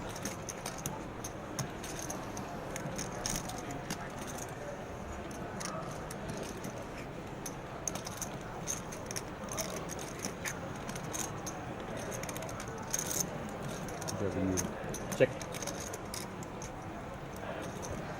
River. Does go check, check, and the river is the 9 of diamonds. So a bit of coordination on this board.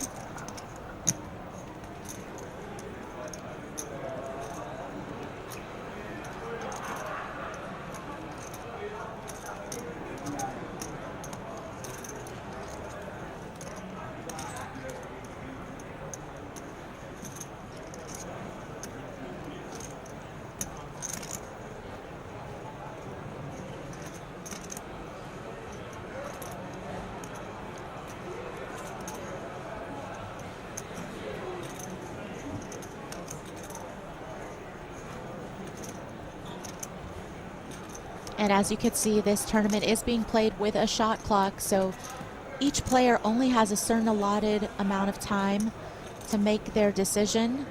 And if they go over that allotted time, they will need to use one of their precious time bank cards. And you only get a certain number at the start of the day. You get more as you progress through the tournament, but there's certainly some strategy in terms of conserving and using them sparingly. You want to be able to, in the end game, have some time banks left for those really important critical decisions, especially with ICM on the line.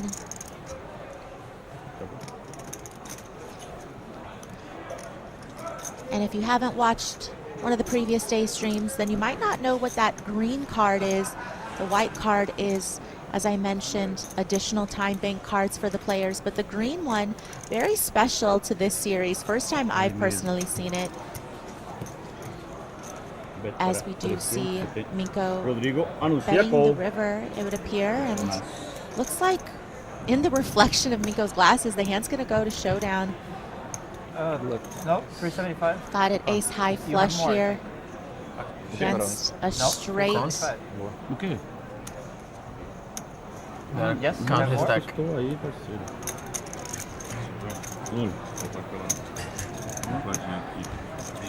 Deixa eu deixar de boa. Isso vem? Tá de boa. Eu acho que ele passou um segundo também aqui, viu?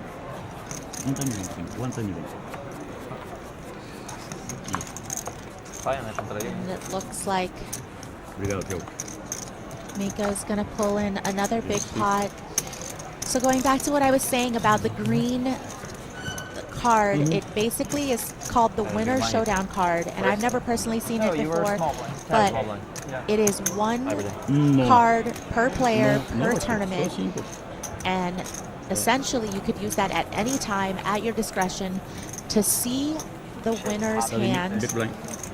They have to show even if they didn't get called on the end.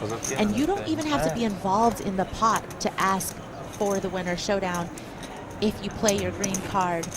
But again, some strategy in terms of when you want to use it.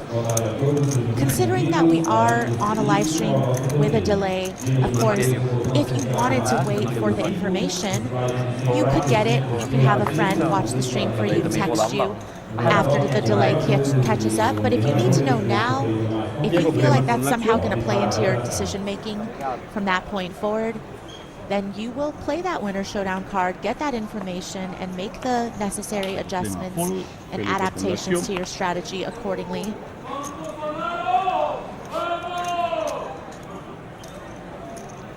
Bolsonaro? Felipe.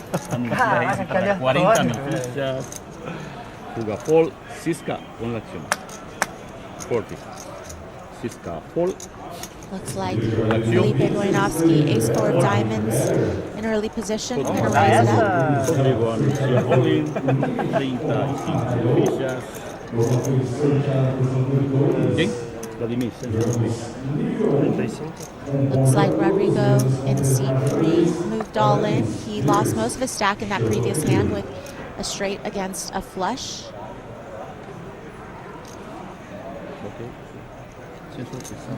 Cara, tem uma mão inacreditável. Vladimir. Mas Showdown, senhores. Achei que ia ser 6, 7 paus. Né? Qual que você tem mais medo? 6, 7 paus ou 6? I was cheering that much to you against Martin. You should stop essa aqui? To you. I mean, maybe this is the big comeback, you don't know.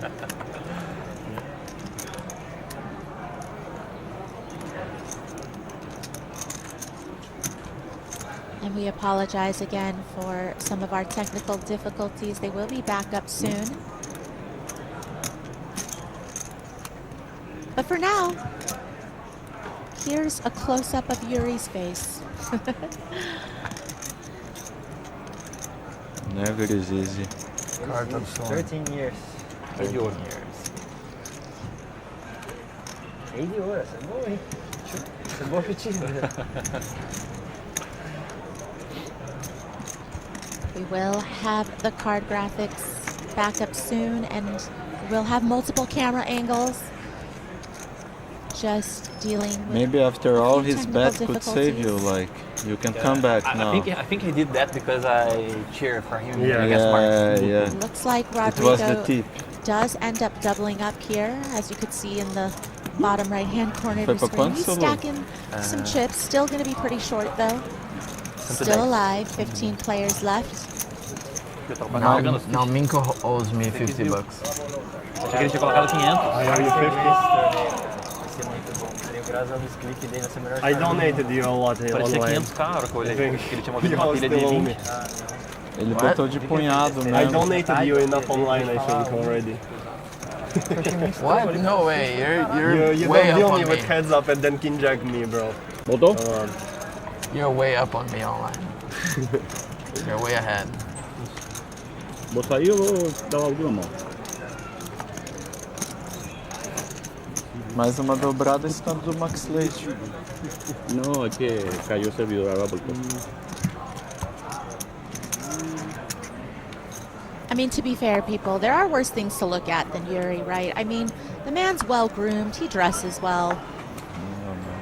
Felipe con l'azione. If we're only going to have, one camera angle, I think that this will do until we get things back up and running here. Maybe Yuri will even play a hand just to make it easier, you know? Con l'azione.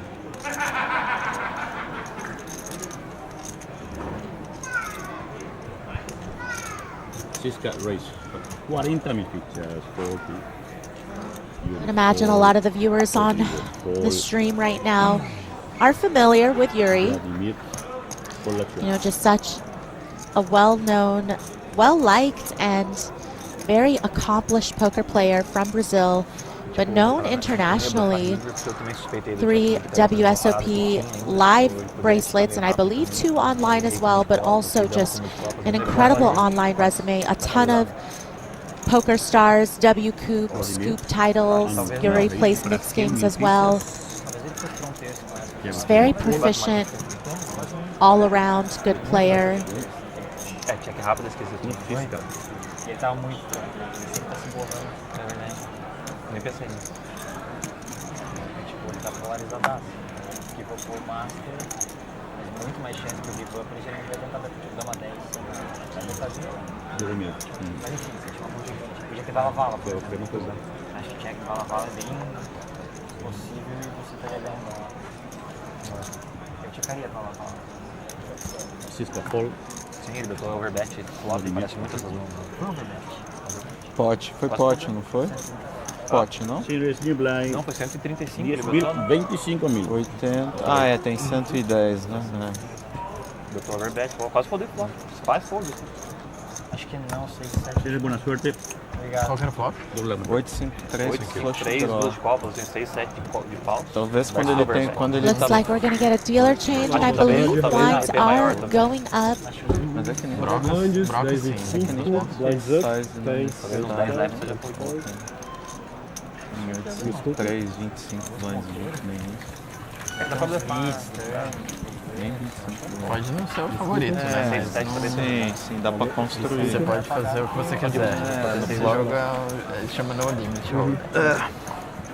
No limit holding, raramente se tem algo que nosso amigo faz bem, é isso. A criatividade. É 25 ali. Subiu. 25. Tanto faz, tanto.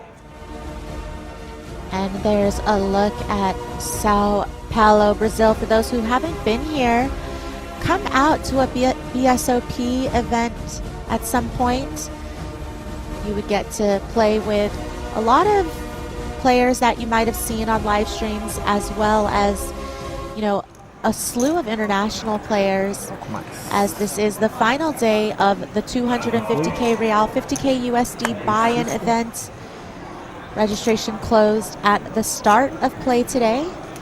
I believe we will have payouts released shortly, and there's a look at our dealer. It's always nice to show the dealer some love. Iru in the box there. And looks like we've got some action here. Ziska raising to 50k with ace-5 of diamonds. Started with about a 10 big blind stack. Sorry, but it's just so annoying that I have, like, if it was here, it would be so natural, like, I forget. It's okay. The blinds are 10k, 25k with a 25k big blind ante. And action is back on the big blind. Boyanovsky. He did come into the day as the overall chip leader, lost some chips, you know, had a little scuffle with Yuri, and now is still sitting pretty comfortable with 28 bigs and going to defend. A gente falou que ele fez a jogadinha da vovó. Limpo com as ele combina com 10 bebês.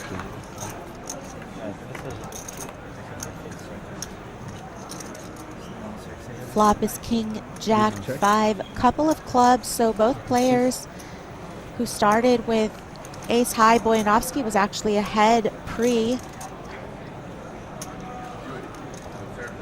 Deu, obrigado. Quer dizer, tem ainda uns resquícios. It does not connect with this flop. Valeu.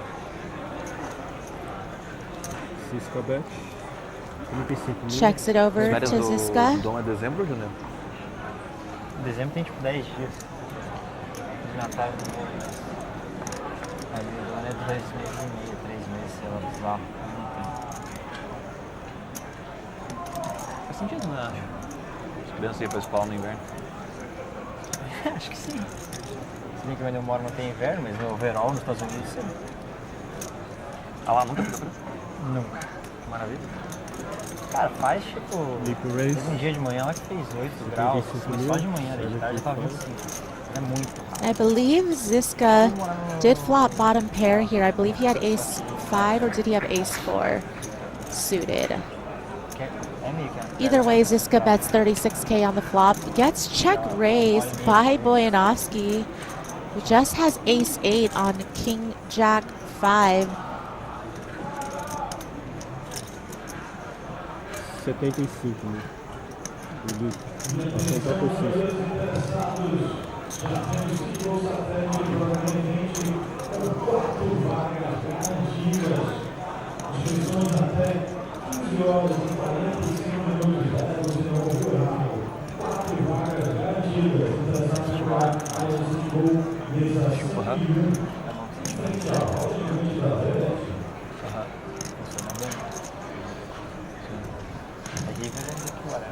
Puts Ziska in a tough spot here, and as I mentioned, Ziska started the hand with sub 10 big blinds.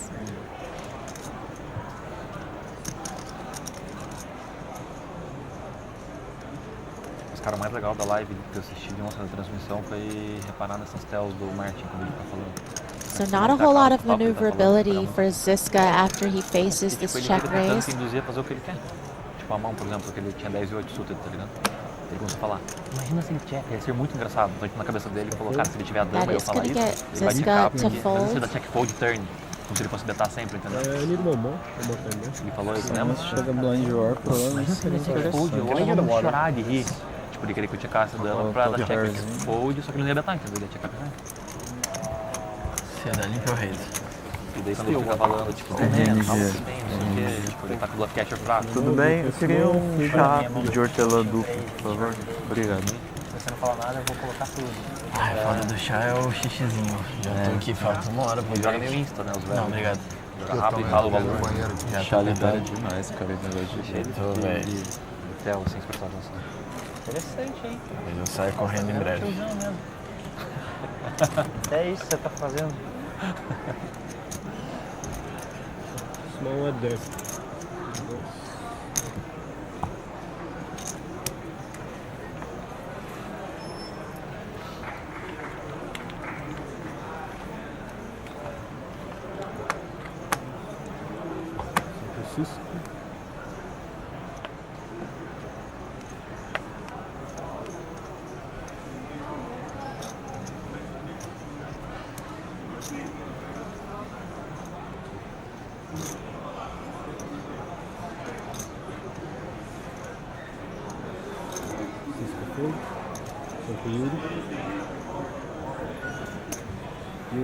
Yuri with ace queen offsuit. Gonna raise 50K.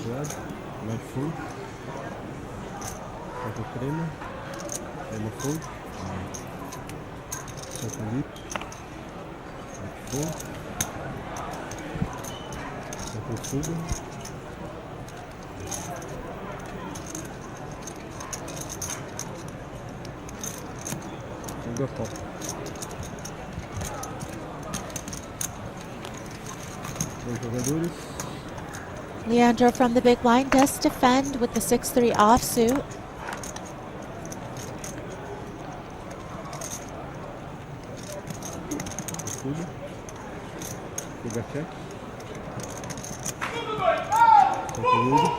And yes, we will be playing down to a winner tonight. Not sure how long it might take, but we are in it for the long haul, people, and later on in the broadcast we will be joined by Jeff Gross, and perhaps if things don't go well for Brian Rast at the tables, he might be joining as well.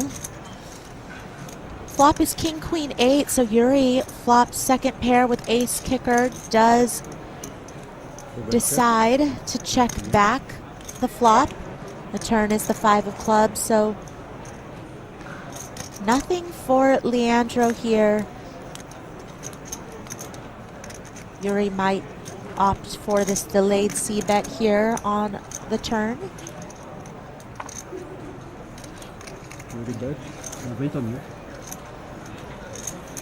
That's going to take it down. How do you think it would go a chess match between you and Otto? I think he would crush me. When did you stop playing? I played stopped 5 or 6 years ago. And I think anyway he is playing stronger on the peak, so. I used to play when I was young. I was 21, 2200. Here you see the secondary table with our very own commentator Brian Rast Because I tried to out play there. a few times and it's impossible to play like this. It's poker you can play and come back and play, but I think I don't know, but you can, but for chess Chess is tough.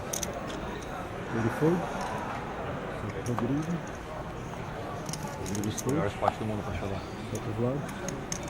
Os 2 blinds lá, na infinito.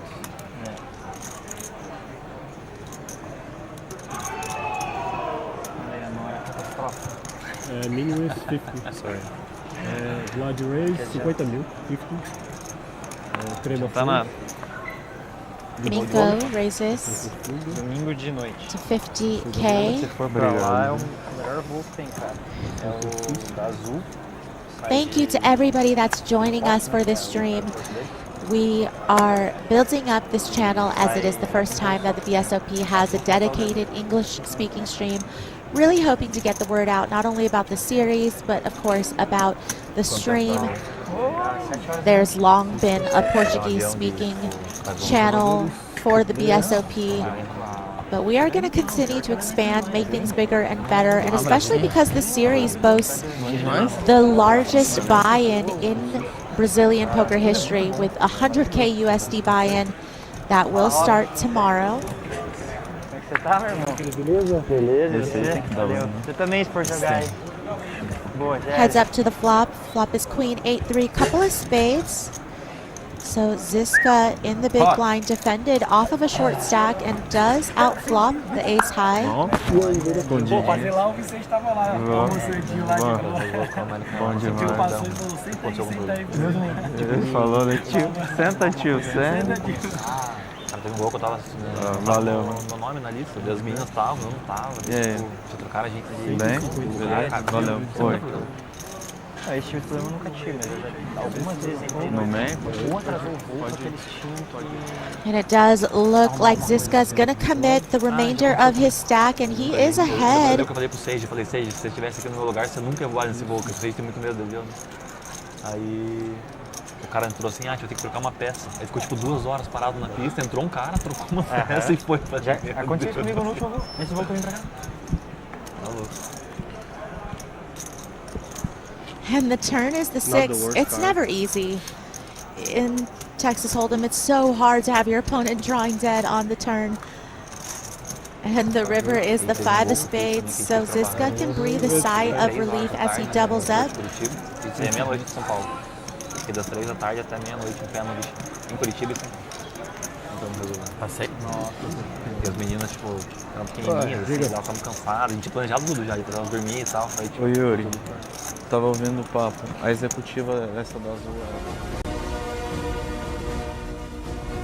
Here's another shot of Sao Paulo with the chip count graphic. Vladimir Minko in the chip lead with 1.9 million in chips, followed by Thiago Crema with over 1 million. Everybody else below 1 million with the shortest stack. Super short Rodrigo Celu on 1.4 big blinds or 35K in chips. Definitely in desperation mode. But Ziska has a little room to breathe now after that double up we just saw, up to 355K, which is good for 14 big blinds. And here are the payouts. First place prize is going to be 3.2 million real. Second place 2.2. Third 1.4. You know, 6-figure payouts for the top 4. 6 players will be in the money. And for all of you math whizzes out there, conversion rate USD to reals about 5 to 1. So this is the 250K real buy-in tournament, which is roughly 50K USD buy-in.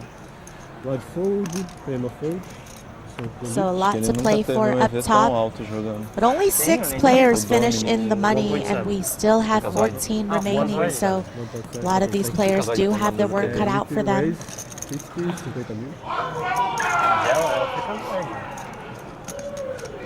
Boyanovsky raising to 50K with ace-8. Leandro, speculative hand in the 6-5 of clubs, but most people feel a bit of a magnetic pull to the suited connected varieties. How old are you? 27 almost. 27. You? 33. Don't play online too much? I used to play some Sundays, but for the past few months I've been playing more cash games, so I'm pretty much like the 1K, the 10K. Yuri with 10-7 offsuit in the big blind. Sitting on the cash slots. You play cash games live? Yes, live as well, and Mostly big O. Also only comes some along, from so Yamaha 3 low, ways but to the 5 flop. cards. Interesting game. But Flop is Laga king, played queen, queen. You know pre-move? Who? Pre-move? Pre-move, yes.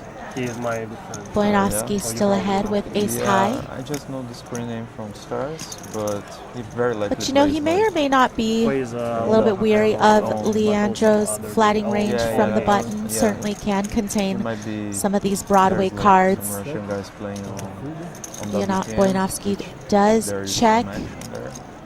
He might be one. And you know, does feel like with such a bad hand, right? Very little showdown value in 6 high, no back doors to speak of, with no clubs on the flop. You do just want to start maybe betting in position and stab here with 6-5 of clubs, and it's going to get through.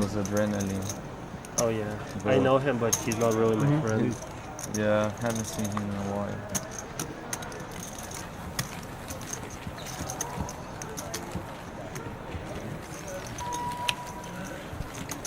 And Martin Cabral seems to be chilling all by his lonesome. Se eu quiser correr no banheiro, eu tiro o microfone? Como é que funciona? Eles falam que não dá interferência lá, mas Who wants to go out there and keep Cabral company? He doesn't have anybody to talk to. Tá fuga lá no GC? Ou Tá você fuga aperta lá? e desliga. Tá fuga lá no Acho que GC? dá acho que você não... Coloca Não, lá acho que chamou de no... fuga porque nós... Ah, tá. Pega lá quando Se quiser que mude... Coloca ali antes da vodinha. Lipa, are you also in the Samba gang? 755. No, I mean Padilha and Tavares, who are my swap partners. They are owners of Samba. Oh, they are owners. Yeah, but me and Alison, we don't have anything. Mas to pode do. chamar de fuga, só for. Então a gente Você agradece. quer colocar? Lá de fold. Pô, pedi uma água de coco aí, pô. Ação com creme. Ô, amigo, dá uma água de coco lá. Eu aceito uma também, por favor. E daí, você acha que você esqueceu do papel?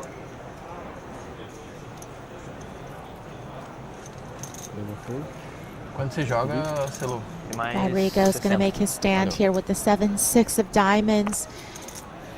Pretty much committed from the big blind anyways, and Leandro. Liga lá. 9s in the cutoff. 60. Fuga raise, 60 mil. 60.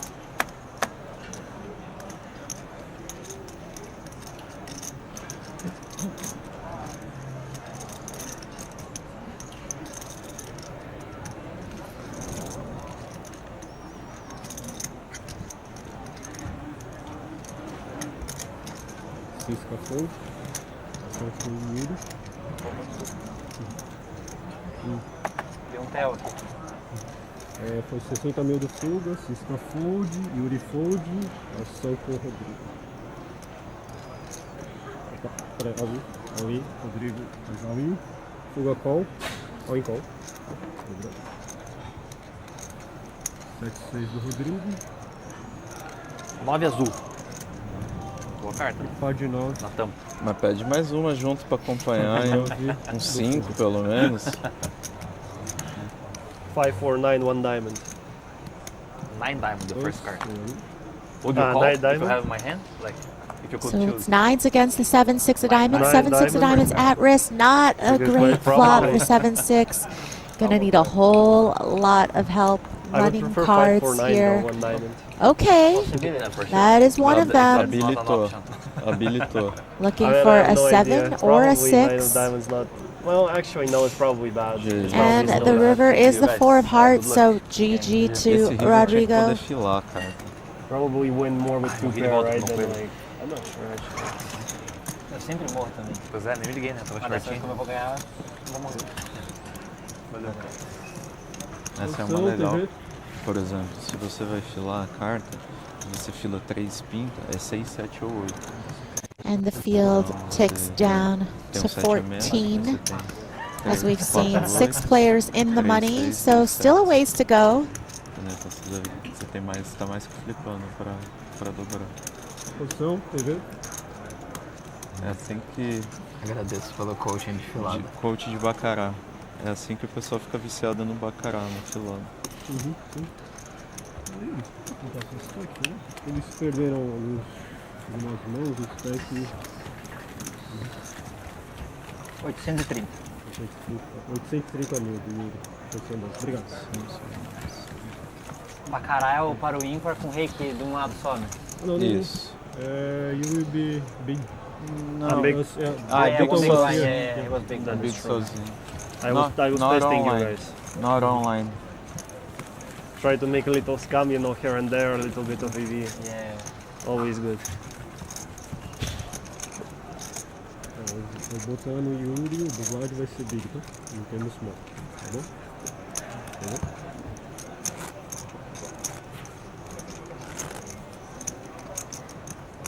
Caraca, água boa, hein? É boa. Acho que é a única de caixinha que eu... Sabe quem é dono, né?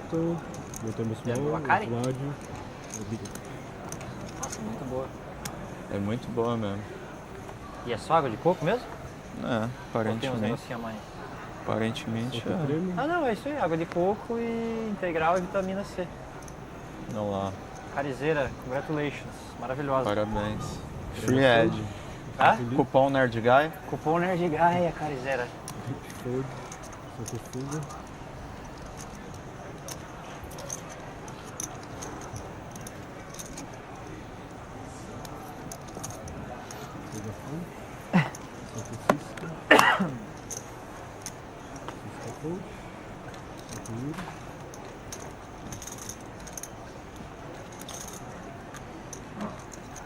We do have a poll up in chat if y'all want to participate.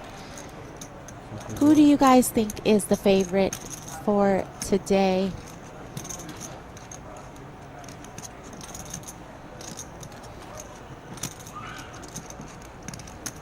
Looks like this is just part one though, so we will be throwing up some of the other options, These are not the 4 players, the only 4 players left. I mean, heck, Rodrigo's not even in anymore.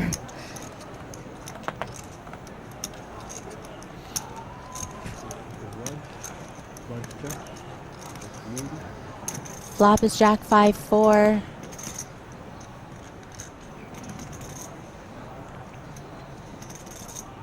Listen, Chris, there are still plenty of great Brazilian players in the field for you to root for. This is certainly a Brazilian heavy field, and there are a lot of great Brazilian players in the mix still. Just a quick little breakdown of who is at the secondary feature.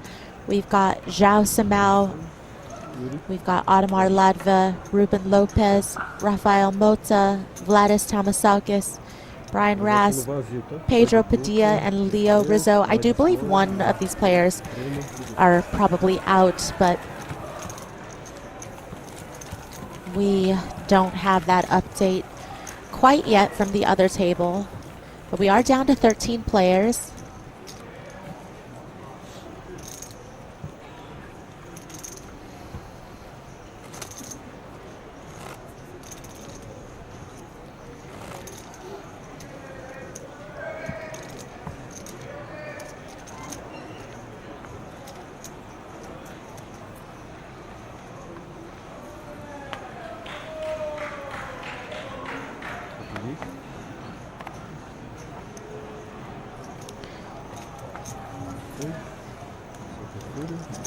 Wojnowski folds deuces up front. Ziska, king, queen of hearts from the hijack. Very pretty hand, 14 bigs.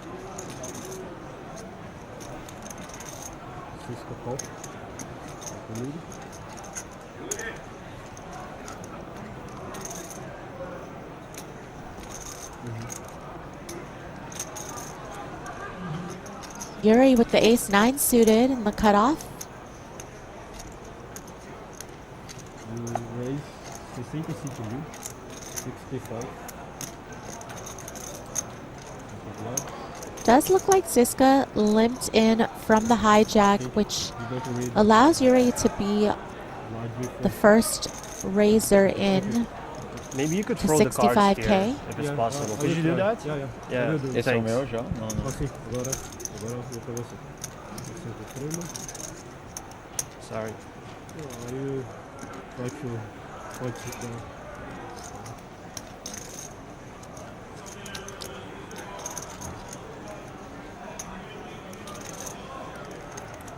And now action folds around to Crema in the big blind with the King Jack offsuit, who makes a disciplined fold. You know, perhaps a little sus of the limp from Ziska off of 14 bigs.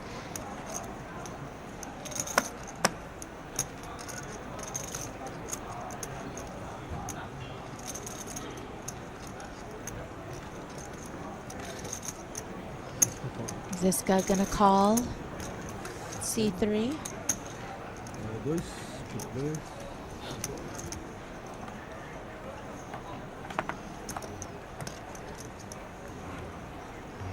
Flop is ace-6-4 rainbow. So that is just a whiff for Ziska. No flush or straight possibilities.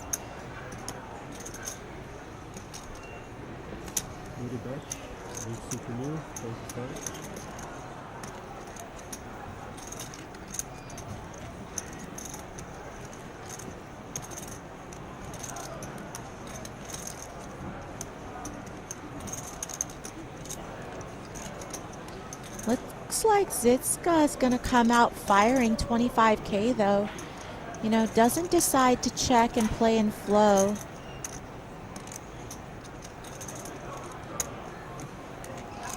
You wonder what Yuri's going to make of this. He does elect to just call. Oh, I'm sorry. It looks like Yuri...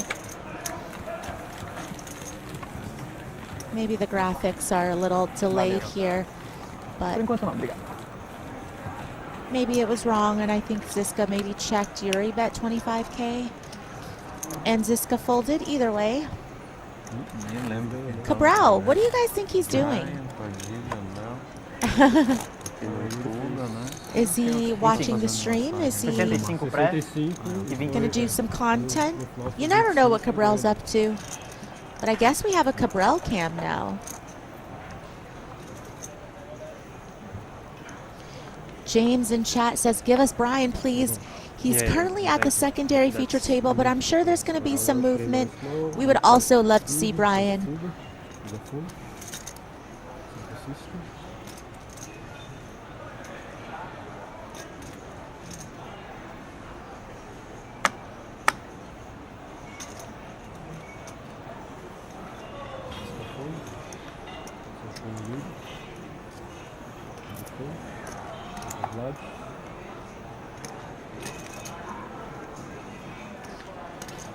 Well, so now it's hard for Brian to both be playing and in the booth at the same time.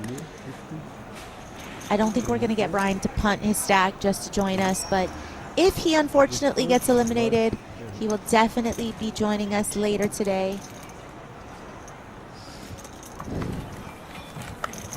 Jojo wants to know, is Martin waiting for late reg? Actually, no, late reg is closed. So there will be no more chances for Cabral to enter this tournament, but there is the Big Daddy buy-in tomorrow, 500K Real, 100K USD. So, you know, he's just gonna chill until then, probably.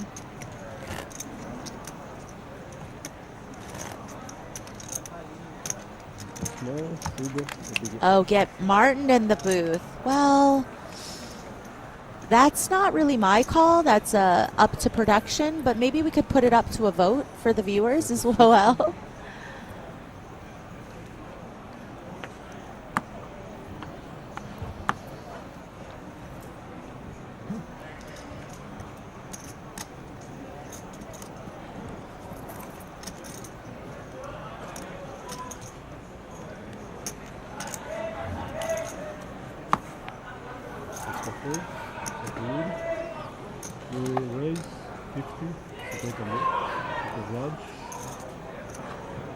I did that. Senta o creme, fold, crema fold. Lip fold. Fold. Fold. Yuri opens from the hijack with 9-8 suited and picks up the blinds and ante. Small, small. Sister, big.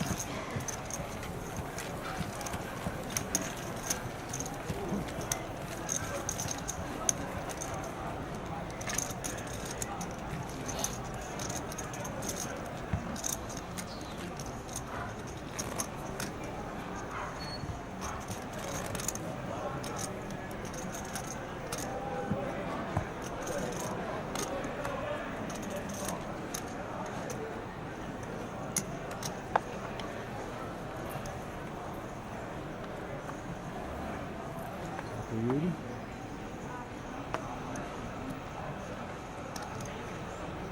Raise, 50 mil, 50. Guard full. Crema. Crema full. Yuri gonna raise it up again, this time with King Queen offsuit. Fold, fold. Sister.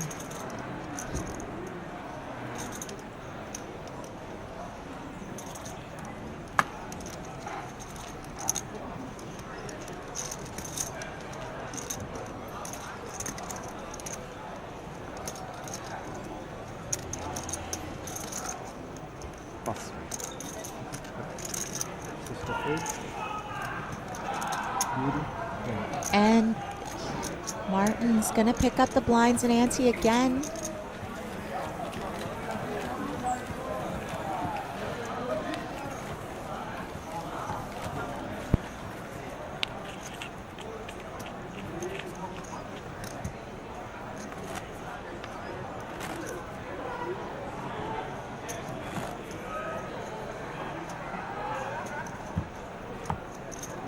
There's a look at the beautiful trophy that will be awarded to one of these remaining 13 players tonight, along with the cash prize up top.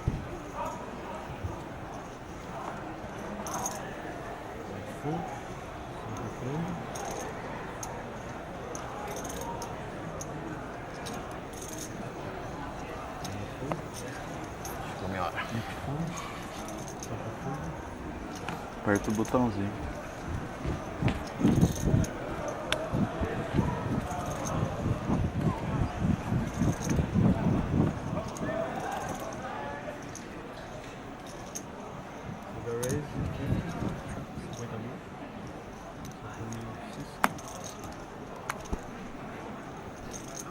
He runs, you can see MTT player, right? Yeah. After 1 hour. 1 hour, always.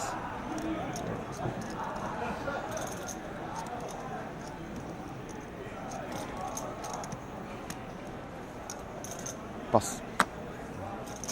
We were having this discussion here on TV table the other day, like how many times you go to one day. Yuri and the other guys were saying they go like 5 times in the whole day. Yeah, to be honest, I go often too. Yeah, I go. Because it's like kind of a habit, but I drink a lot of water when I play online. Yeah. So here I can't like drink. Yeah, enough.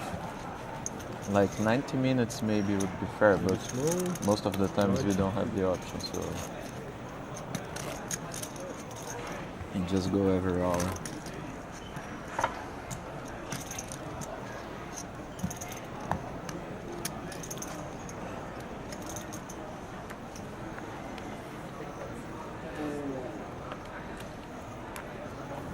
Lipka Sichoshu.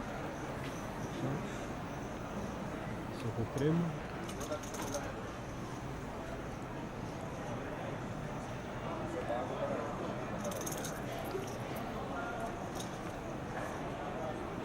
Crema raise, 50 mil, 50. Fuga fold, Soco system. Raise from Crema with pocket eights. Ziska on the button with ace-3 of hearts. You know, he's been dealt a couple of playable hands, but unfortunately doesn't have a lot of chips to maneuver. Earlier had king-queen of hearts and just had to check fold the flop, and this time just going to pass up the ace-3 of hearts, seeing that it's been raised before him.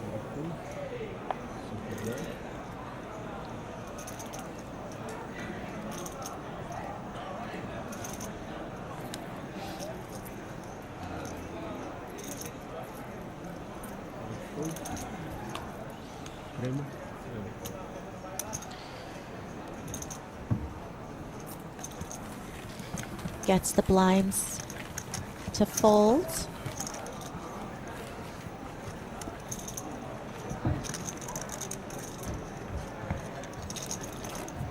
Uma mão.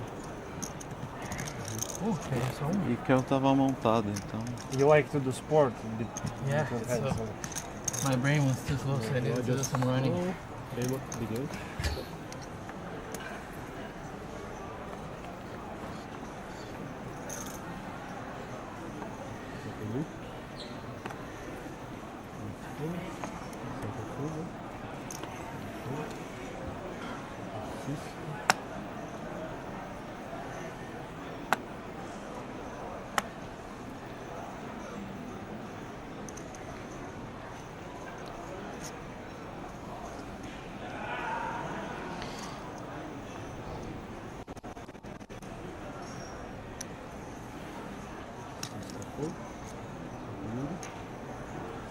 Raise 50 mil, 50.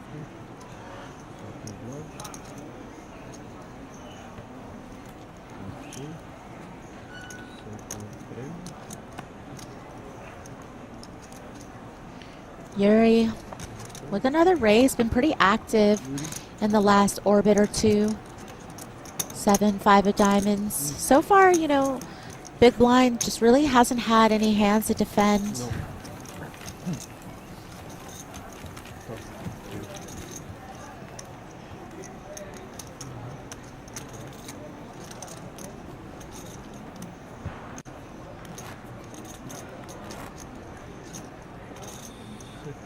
Uhum. 665. Com oi. Acabou de contar. Com o blind, sem o ante. Com o ante seria 695. 595. É like 1.2 now? 1.2. 695 antes da mão. There's Antes da mão, né? Ele perde 25 no... 1 million and this like 75. Think ele é big, né? 1.1? 1.1? É, 1,75. Você tem quanto aí? Mais, né? A little over, but not Yeah. much. Like 1.2, I think. Francisca.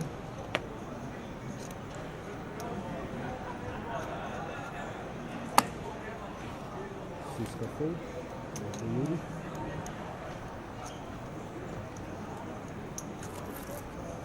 $1.150. Beautiful.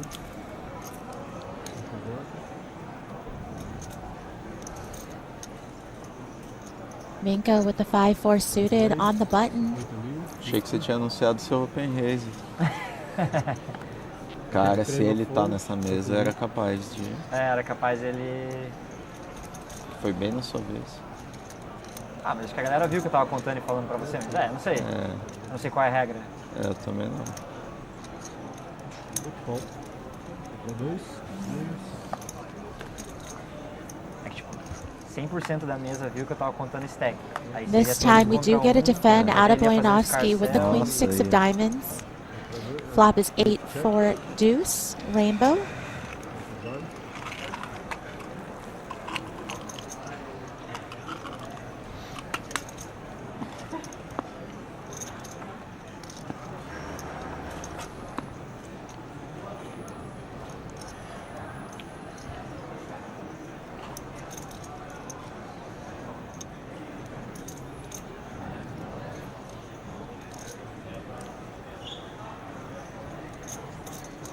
Bet, 35 mil.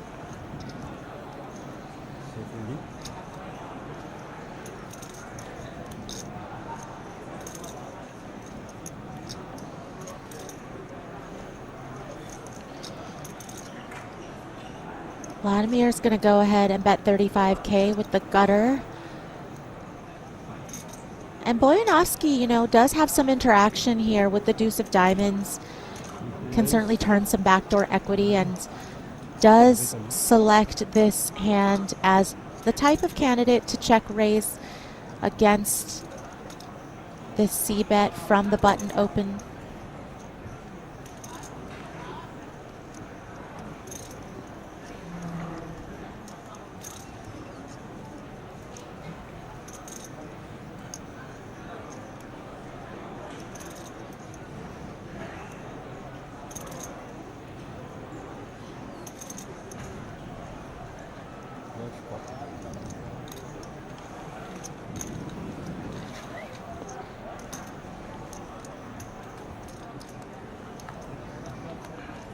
Vladimir does call, and the turn is the 7.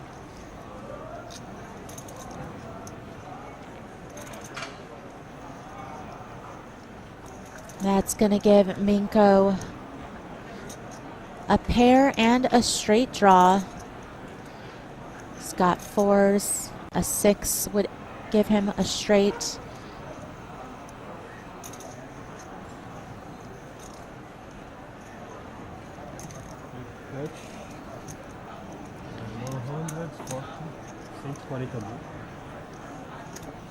Boyanovsky is going to continue firing, though. Betting 140K.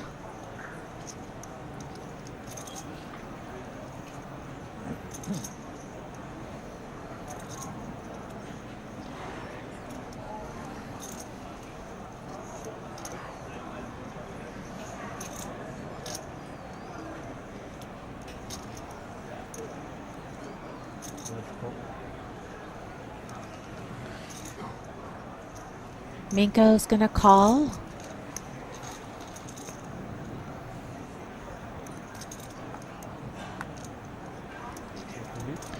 The river is the 7 of hearts, so no improvement for Boyanovsky. Minko's got this hand locked up with 7s and 4s, but we'll see if Boyanovsky is willing to go with this triple barrel. He has 390K back, 595K in the pot, so if he decides to go for it, he's going to have to commit.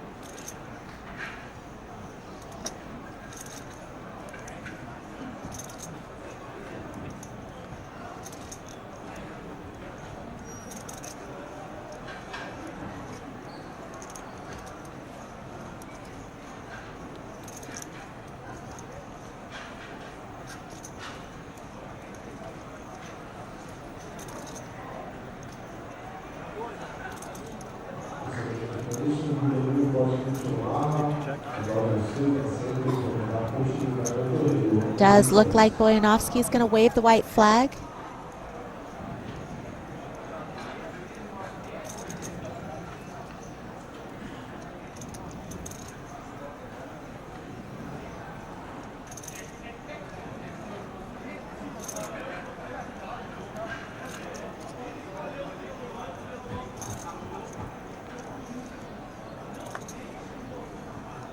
Check. And Minko certainly with enough showdown value. Happy to check back.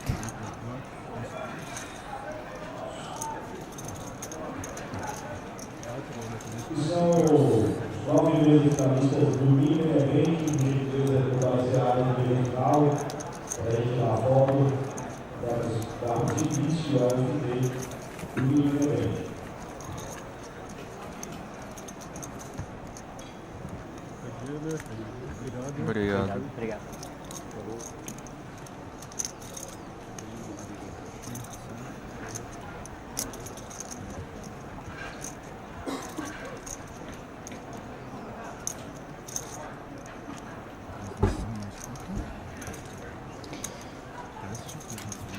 Does appear like it's time for another dealer change here, and Good luck. Good afternoon to you all.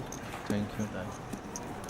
the field continues to dwindle down as we are playing down to a winner today. Up 15,000, 30,000, 30 mil. Muito obrigado. Botão crema, pivô, small blind, fuga, big blind. Mr. Ziska, your turn. Fold.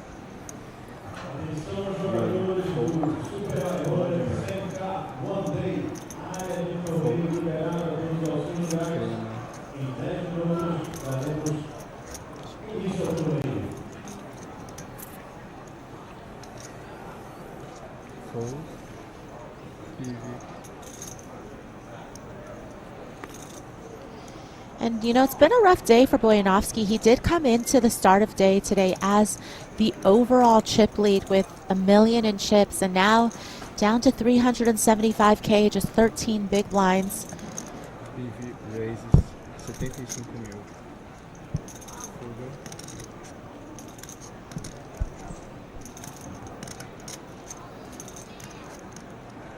Oi. Oi. Raise. PV fold. Boyanovsky unable to call in this spot against a shove of Leandro. Ziska, big blind.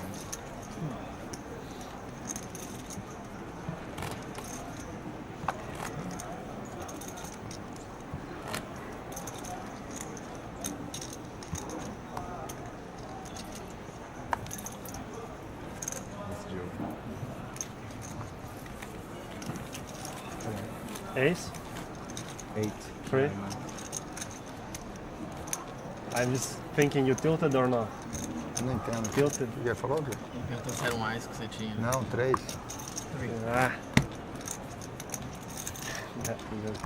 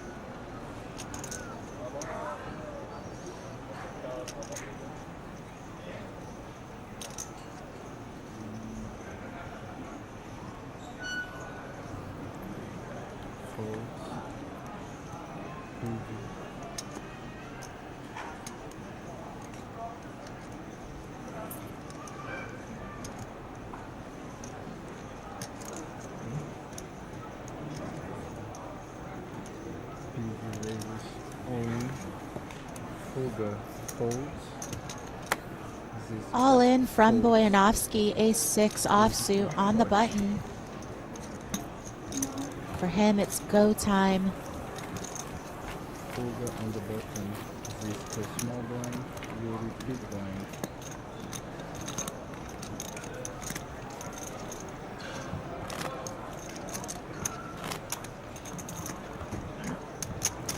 There's another look at the trophy.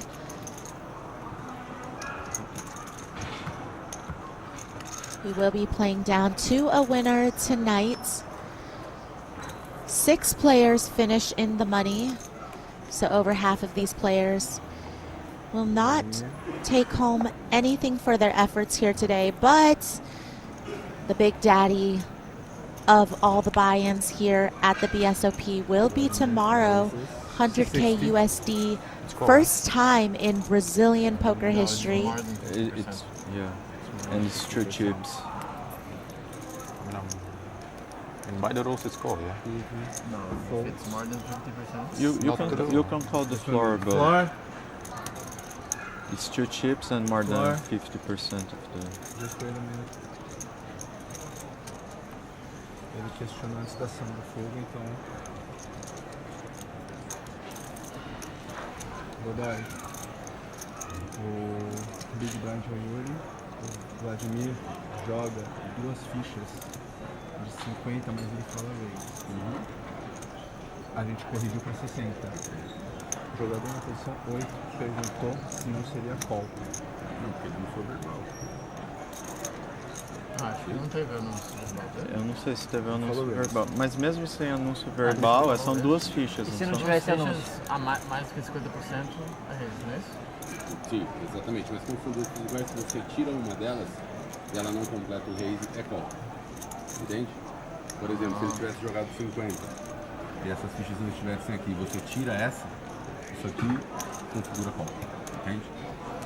Mas como ele anunciou verbalmente, é raise. It appears that maybe Leandro has not seen that it was already raised before him, and maybe thought I didn't say anything. Oh, he was going to be the first in on the button. But I threw in 2 chips, like, and 25 chips, yeah. Just two chips, just. But I did like literally the same thing like an orbit ago, and you didn't say anything like when I was raising. But like, it was 25,000 big buy. Now it's 30,000. I mean, it's just by the rule. I mean, it's like. Oh, okay, whatever you say. No, but like. Sure, call. Ok. Se ele não falou, infelizmente. Transmissão não escuta. Você me entendeu? Vladimir call. Crema fold. Kiwi fold. Agora ia jogar, agora ia tribetar, já foldei antecipar. Queimei. Fuga fold. Zisca. Acho que ali era raise, né? Fold. Yuri.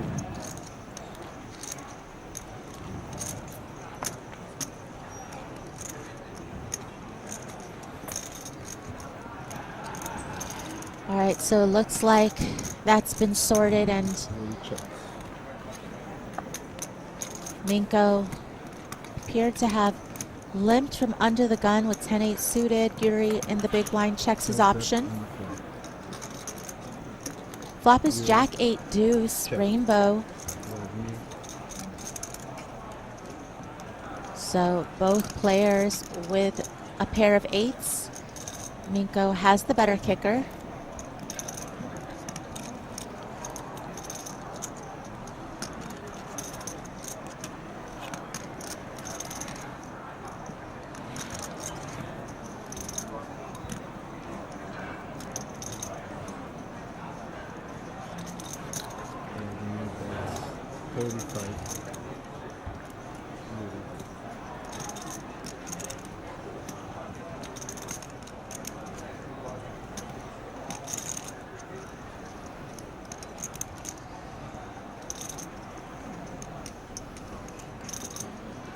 Minko bets 35K, and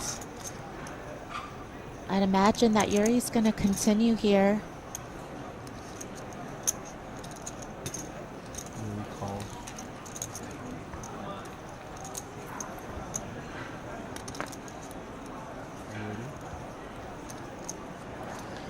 Wow, turn is the 5 of hearts. Yuri improves to 2 pair.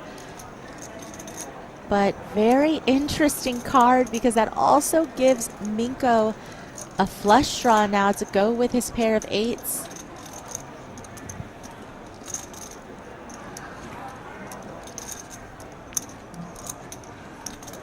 Yuri checks it over.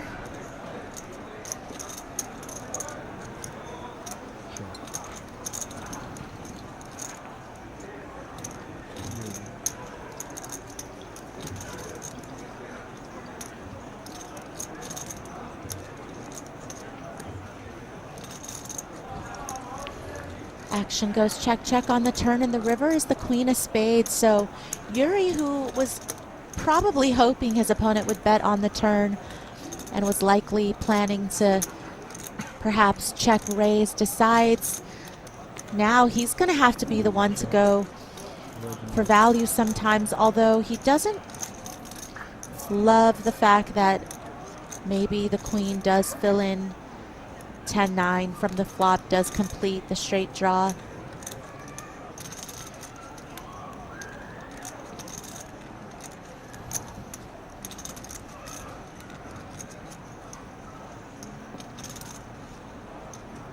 But still, 8s and 5s, a really good hand. Minko does have the 10 70? in his hand, so 70. you know, does block some straights. Does end up betting 70K, which is not a particularly big bet. It's not a polarizing sizing. You know, might Yuri wonder if he could extract some additional value. Would a hand such as a straight 350? bet this size? No, he doesn't think so, and I think that's a very perceptive check raise being put in by Yuri based on the sizing of Minko's bet on the river.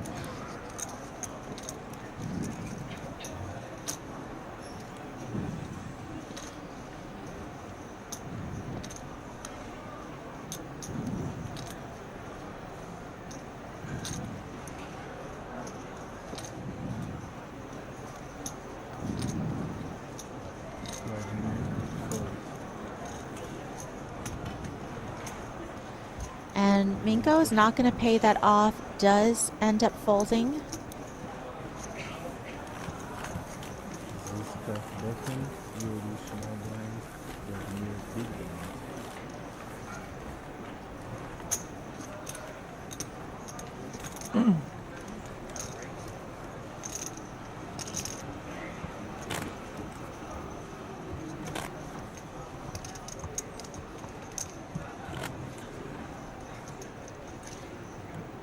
Quantos você tem mesmo?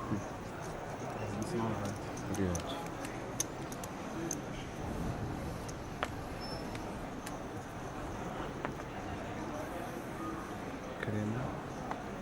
What happened to the Cabral cam? Did he leave? Field ticks down to 12 players, so 50% of the remaining field will finish in the money.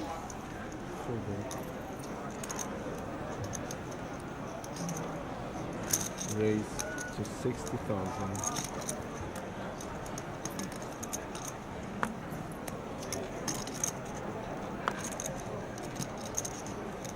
This can fold. Yuri. Leandro raises to 60K in the cutoff with pocket nines. Yuri in the small blind ace-9 offsuit.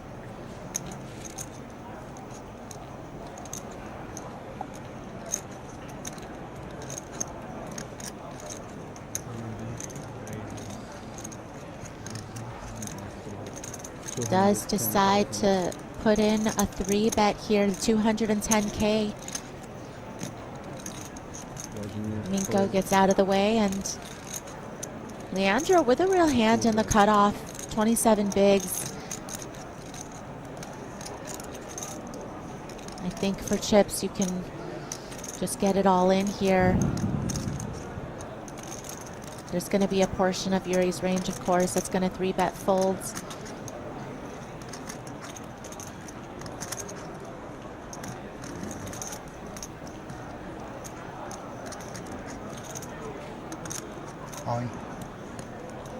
There it goes.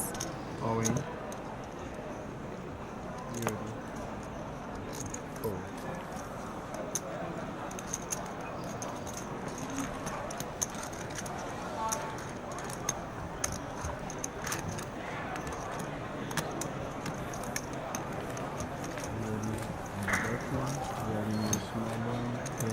So players playing short-handed on both tables. 2 tables of 6.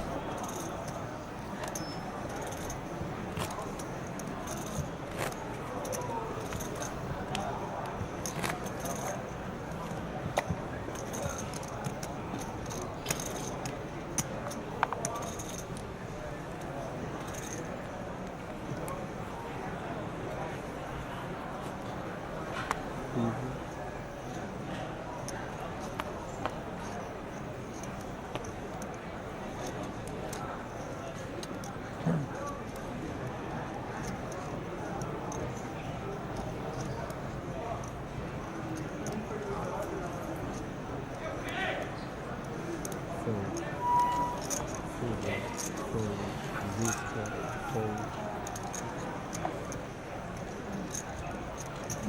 Yuri raises 61. Marini fold. Crema. Yuri back at it again. King, queen offsuit on the button.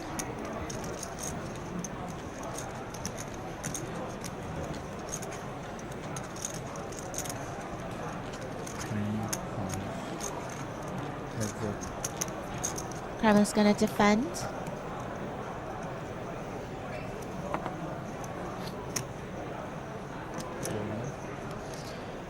Flop is 5-3 deuce. Couple of spades out there.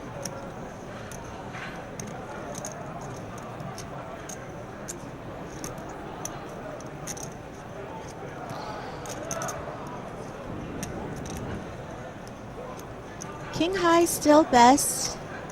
Action checked over to the pre-flop raiser.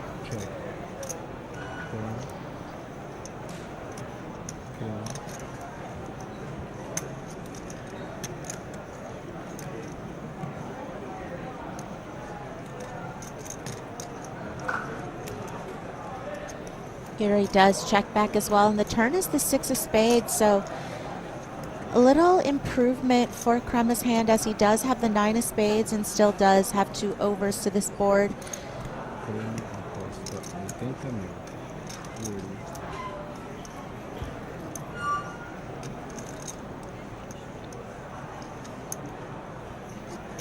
And he's going to start leading now with a bet of 80K. Yuri, doesn't have much to continue with. No spade in hand. Very coordinated board. Seems to favor the big blind defending range, and Yuri's going to give it up. And if this is your first time joining us on the stream, welcome. This is the first time ever that BSOP is doing a dedicated English-speaking live stream for their series. And this is the BSOP Millions Super High Roller Series, which boasts the biggest buy-in in Brazilian poker history. The 100K USD buy-in tournament will be tomorrow. But today, all eyes are on the 50K USD buy-in as we play down to a winner. 12 left here.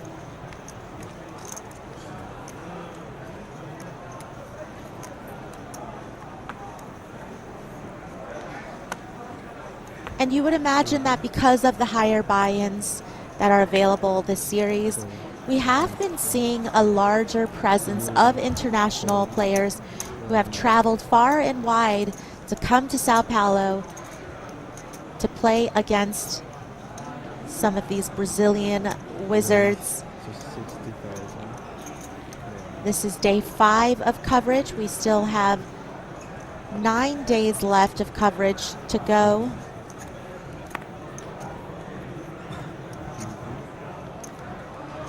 And in the first 2 events that we've covered on the live stream, the 20K USD buy-in went to Mehdi Chaoui from Morocco, and the 30K USD buy-in, which played down to a winner 2 nights ago. We saw Martin Cabral of the Czech Republic taking down first place prize. We shall see if today the Brazilians are going to make their stand, and one of them might be the eventual champion. There's still a lot of really great players in the field. Definitely some very tough Brazilian players, as you would expect. These fields have been Brazilian heavy, but again, just a lot of international players. I mean, we have even Masato Yokosawa from Japan travel all the way out here. We saw him at the final table of the 20K USD tournament.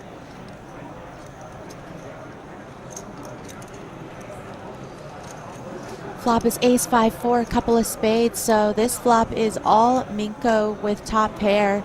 But we have seen Boyanovsky get after it, with some hands that have backdoor possibilities, and he's not shying away now. Does call the 30K bet. Turn is the 9 of spades, so no additional equity for Boyanovsky.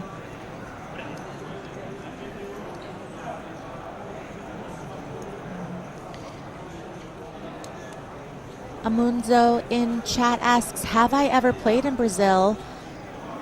I actually haven't. I've never been to Brazil. You know, I've been on the professional tournament circuit for the last 15 years or so, and I have traveled to so many different places, but Brazil has not been one of them, but it's definitely on my list. Minko follows it up with a bet on the turn of 135 and gets a quick fold out of Boyanovsky. But you know, my fellow co-commentators have been to Brazil. They are there right now. Here's a look at our chip counts. Minko in front, 1.9 million. Quite a bit of separation between him and second in chips, Leandro Zavadini with 38 big blinds, 1.1 million. Yuri and Tiago both around 1 million, and our two short stacks in Boyanovsky and Ziska both sub 10 big blinds, but Ziska in a lot of trouble, losing fold equity down to 145K, which is less than 5 big blinds. My fellow commentators, Jeff Gross and Brian Rast in Sao Paulo right now. Brian actually has been playing several of these preliminary tournaments, also in today's 50K, but I do believe he may or may not still be in the field. Might have busted. He was on the secondary feature, so we haven't been able to keep close tabs on him. But Brian is married to a Brazilian woman, and he calls Rio his second home. So this was a quick flight for Brian to get out to Sao Paulo, as he was already in Rio. And for Jeff, who is also married to a Brazilian woman, but Jeff lives in Florida, which is slightly closer to Brazil than it is for me, coming out from LA.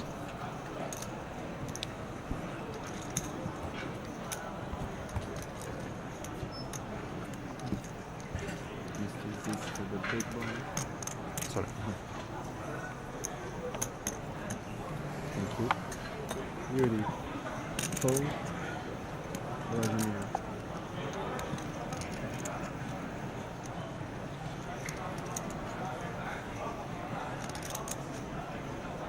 Fold. King.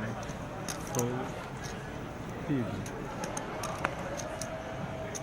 Fold. Silver.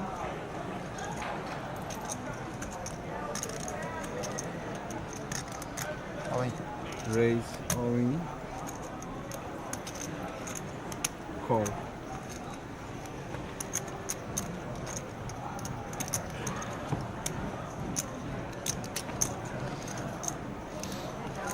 So it looks like Ziska all in and at risk with the ace-3 of diamonds against the 8-7 of spades. Yeah. Okay.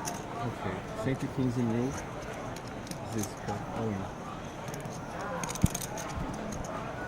Ziska been waiting patiently for a spot to double. 9-9-4, couple of spades, so gotta fade quite a bit of outs. Gotta fade a spade, an 8, a 7, ooh, ace of spades on the turn, but not drawing dead. An ace or a 9 would improve him to a full house, but the 6 of spades rolls off, and Ziska is going to be out in 12th. Seat open, TV table.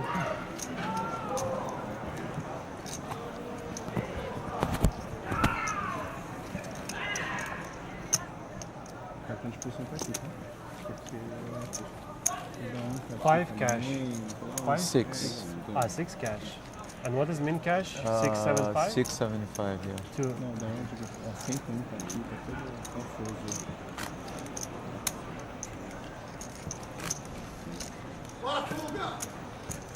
Falta só 11.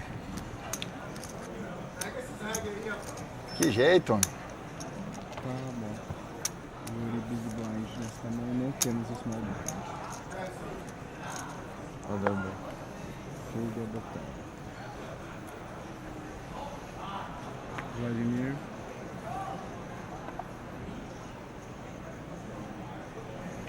Fold. Okay.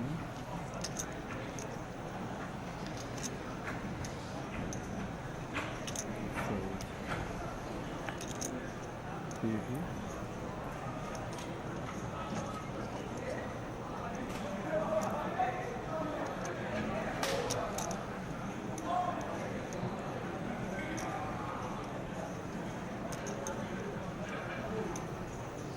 Ooh, aces in the cutoff for Boyanovsky, and he's also short with 8.5 bigs, but it's pretty clutch to find aces. I call them emergency aces. Just in the nick of time. Min raises to 60K. Yuri with queen 10 of clubs in the big blind.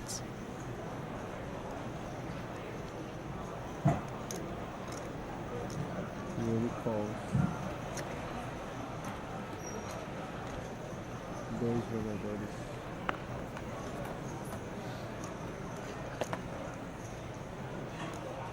Yuri. Yuri check.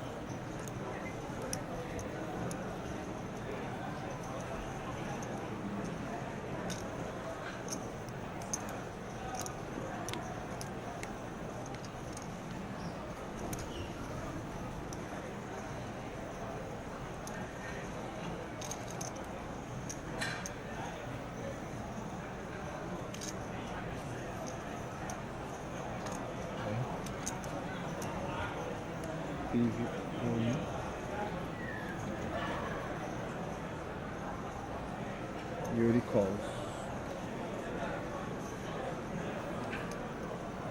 Yuri calls the big blind.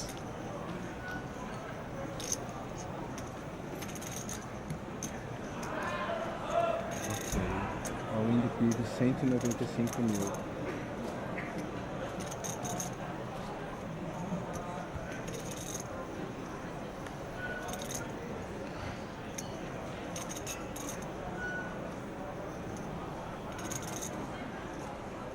Looks like Yuri's looking to improve and crack the aces, but the 5 of clubs is not going to do it. And the aces are going to hold. It was a bit of a scary flop, though. Boyanovsky survived.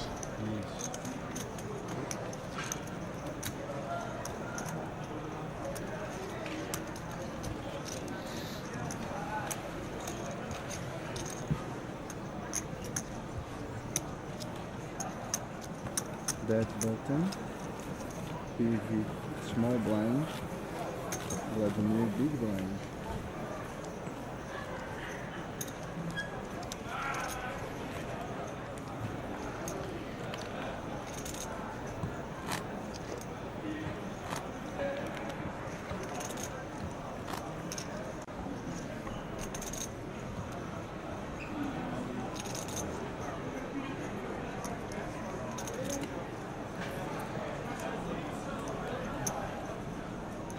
Crema.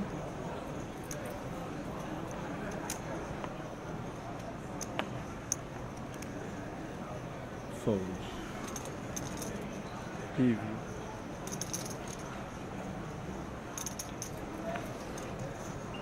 Fold. Silver.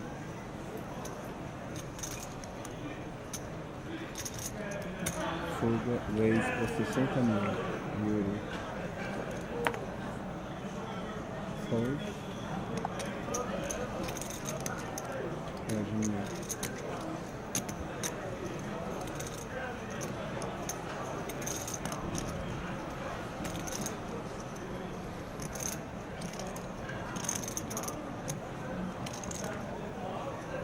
Action folded to Minko. Heads up. And Minko's been pretty active. You know, he does have a big stack, so it makes sense that he will amp up the aggression a little bit. 9-9-3 is the flop. Heads up between him and Leandro. Fuga aposta 35 mil. 35.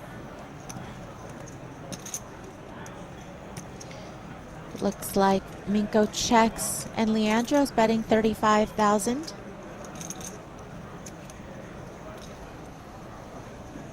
Vladimir folds. Silva puxa top. Botão Yuri. Vladimir small blind. Trema big blind. 2 minutos de intervalo.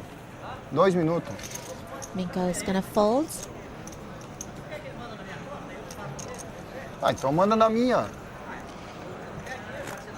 Pode. Just a couple of hands Já mando lá, left então. before we head off to a short break. But when we come back, you don't want to miss it. Não, We will é be verdade. joined by the one, the only Fala que eu já mando World lá pra ele. Series of Poker 7-time bracelet winner, Poker Hall of Famer Brian Rass will be here on comms with us as we continue to play down to a winner here in the 50K USD buy-in. Fold. Yuri.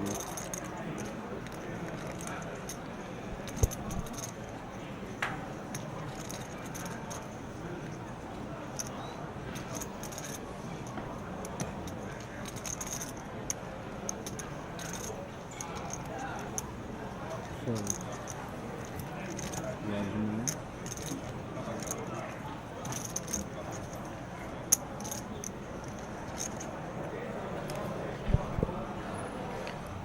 Minko, ace-9 of clubs in the small blind. Yeah, very close to that. 100? Raise para 100 mil.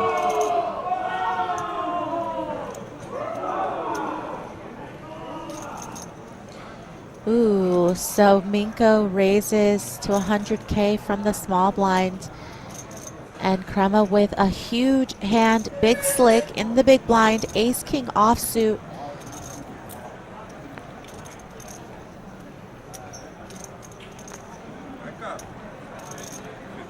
Vamos tirar aí? Ah.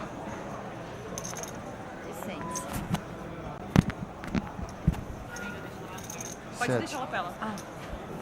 A gente vai deixar só o Tá cabo bom. do microfone, gente.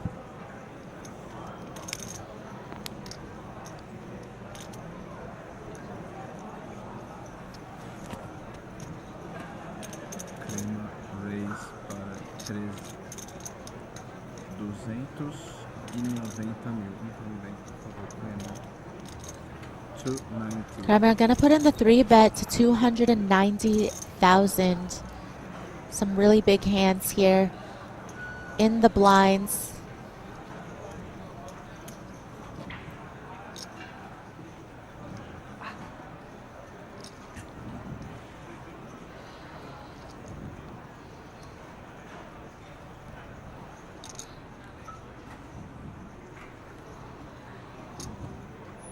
Fold. Vladimir fold.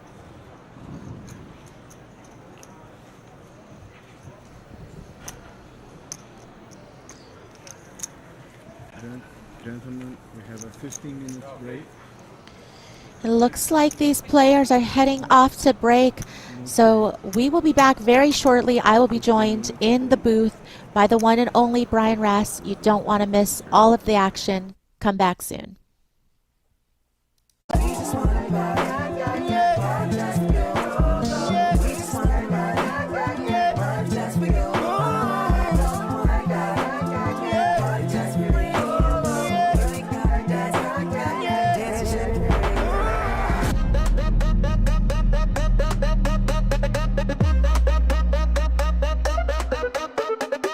This is America. This is South America. This is Brazil. My dear poker fans all around the world, if you're used to watching or playing and have never been to Brazil to do that, you are the one we were looking for. Yep, that's correct. We were looking for you so we could introduce a little bit about this country and see if it makes you come and visit. No bluffing, only arguments on the table. First of all, we tend to organize events in a very special way. Second, the prizes of the tournaments and the quality of the players on our field has never been so high. Third, you have lots of beautiful places to spend your prize money on. Okay, so that was the flop. Let's head for the turn. Fourth argument, we've created the caipirinha. And I know it's not the best argument, but trust me, that works for every discussion when you're Brazilian. In the grand finale, the pot winner river, and our fifth and final reason for you to come and check BSOP with your own hands. We've tailored and made the best experience possible for the ones who love the sport. Beautiful places and landscapes, best prizes and players, an unforgettable atmosphere you won't find elsewhere, and of course, the best hospitality you will find on the circuit. BSOP 2025 invites you all to be here in 2026, and welcome. And at both of the final tables that we've covered so far, there's been a real mix of international players as well as locals. And por acaso não tem remédio para dor de cabeça? someone needs Advil. Advil to the feature table, please. Goes check on the flop, and that's a pretty interesting card because it does give Vladis a flush draw now. Looks like Vladis decides to do a continuation bet, a delayed continuation bet of 22K here. The river is a 5 of spades, so no improvement for Vladis. Pot's gonna go Medi's way. And I mean, a lot of things seem to be going Medi's way these days. I feel like in the year 2025 alone, Medi has, let's see, 3 titles, 3 wins at least, maybe 4.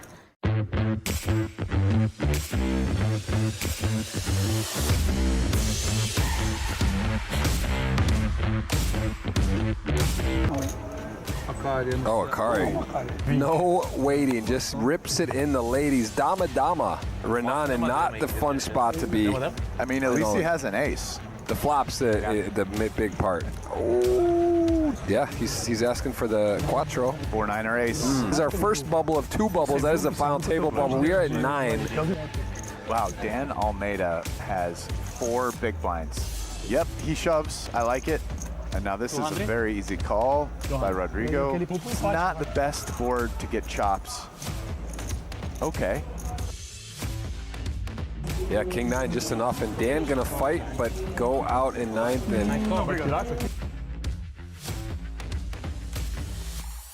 Okay, Rafaelo, let's see if you have everything. Oh! Okay, what do we need? Queen. Queen of clubs. There. Donna club. Dama club. Oh, Dama! I am genius! Action card. You play very good today. Thank Two-time you. mistake, but Queen of clubs, you can do nothing. Is gonna go with it, I believe. You have chance. Not a good one, but good.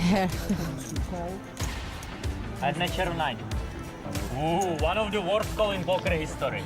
And Cabral finds himself dominated here. Ace for Otto. Okay, hard. Ooh. Hard. For Otto. 9 high flop, but 2 hearts. I already take my On chip. 40% equity now. No, hard, please. King of clubs. That means that Ivan Luca is going to be our bubble boy, finishing in 7th place. All in with the ace-7 suited. Flop is 8-6 deuce, couple of diamonds. So some hope here for Hoffa in the form of a flush draw. An ace would also do it. The turn is the 6 of clubs. River is the jack of spades. Hoffa going to finish in 6th place. Cabral shows an ace and Are you joking with me or not? 9. Straight against straight. Nothing you can do, man. Gives Cabral some more What do you mean, outs, you could have no outs? counterfeit the pair of 4s. Comes ace on the river. So we are going to say goodbye outs, to and Thiago he's, in let's see, 5th why? place. Audemars quickly makes the call with top pair. So top pair versus second pair. Pleasure. And that means Akari is going to be Okay, now eliminated in 4th place. You left me alone. Rodrigo, who's been really patient, just picked his spots well. you know, not really in bad shape here. Flop is ace 10-6, pretty interesting, you know, gives Audemars top pair, but Rodrigo looking for a jack for Broadway. So that means that Rodrigo needs a jack or a queen or a king. And that means Audemars is going to eliminate Rodrigo. Seiji in third place.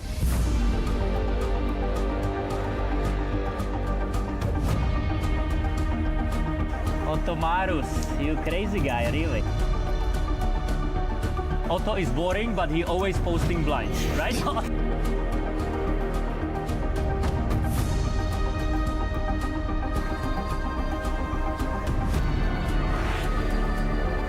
4 million. You have Casino Royale? No.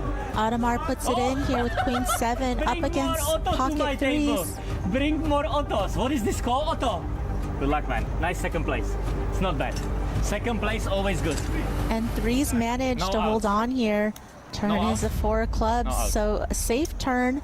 But Audemars does have additional outs in the form of clubs. And the river pairs the 4, and that means Martin Cabral's going to hang on here with pocket threes and takes down the 150K Real buy-in event here at the BSOP. You know, love him or hate him, the guy has managed to win this tournament in interesting fashion, being himself.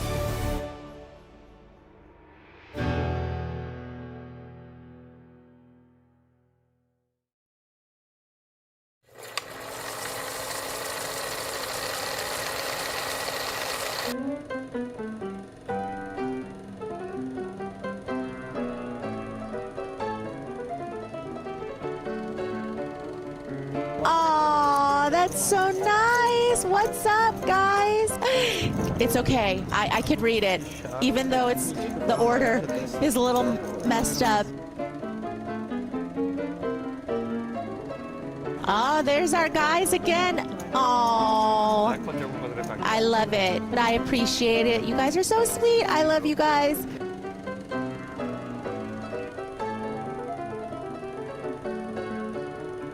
I've got a sign of my own, people. Shout out to all of the people on the Portuguese speaking stream. Love you guys too.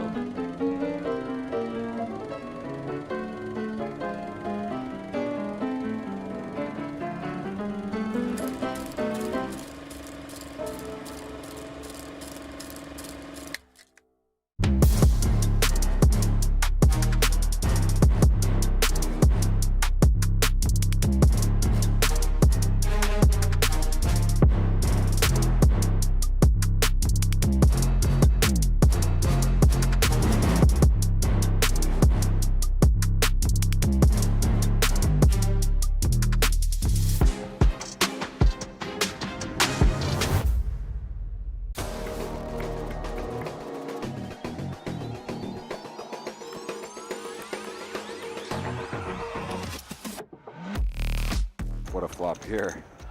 This is a great hand, yeah, like I said, to like B50 and like maybe sometimes just do something totally insane versus a check raise. This could be a really big pot. It's against dealer and big blind on the 6-7 deuce check raising here. Bunch of draws, 4-5, 8-5, 8-9. I like raising here. Large sizes like clear up the ranges quite a bit. Now that said, going large when your opponent has kings probably works out quite well. Some of it depends on the river size, like versus some sizes, Kelvin can still be beating some value. Oh.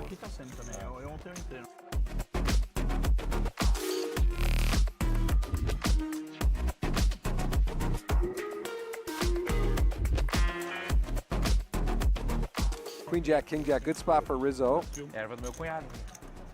Yeah, it's something I put some thought into at some point. And, you know, you're not, like, there's not like an Oreo cookie tell, you know what I'm saying? But it's like... Top pair, I didn't see the Pedro actually had the king high flush draw. So second up flush draw, paired board over. No, that's good. If you have that wild card as your in your repertoire, it is tougher. Where it's like, I will not be pushed around, you know? Like, yeah, okay, man. Wow, what a turn here. He's still telling the story. He got stiffed. Let's just be, I mean, he got straight up screwed on this card. This was...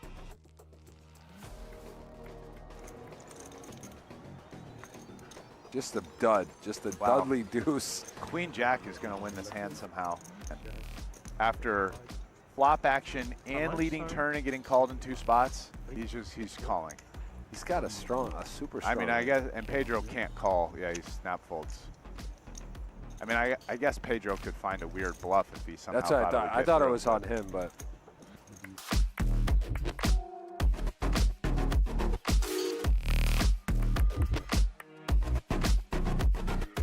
Oh my goodness! And jacks, what is going on?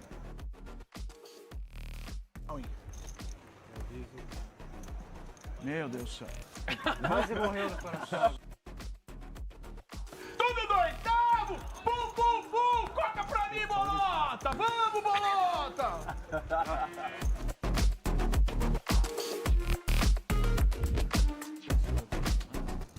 All right, looks like we've got an all-in and call ace king versus pocket 9. So very classic coin flip. You gotta win coin flips if you want to win tournaments. So far the 9s are holding, but ace king looking for an ace, a king, or a jack.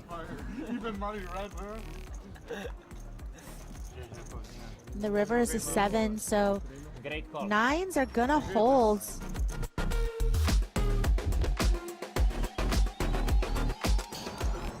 Really taking his time here on the decision. It will be all in anyway, yeah? All in call. You still have this. How do you know? Just move. Ooh, flop is king 8-8, so Rodrigo pulls ahead and full house on the turn. Almost chopped. Good luck, guys. Have fun. Hug. Seat open. Hug. TV table. If he does re-enter, will he get drawn back to this table? Yeah. There's a shot of Cabral, who does look like he is re-entering. Made a mad dash over to draw his seat. And he's back. Before any of you guys even had a chance to answer whether you wanted to see him back here. Excuse me, registration open tomorrow? Yeah. Then there is no other way. For Vladimir Vladimirovich, the quick learner, Just put the cards in. it will be all in anyway. Okay. 169. Okay, let's do that.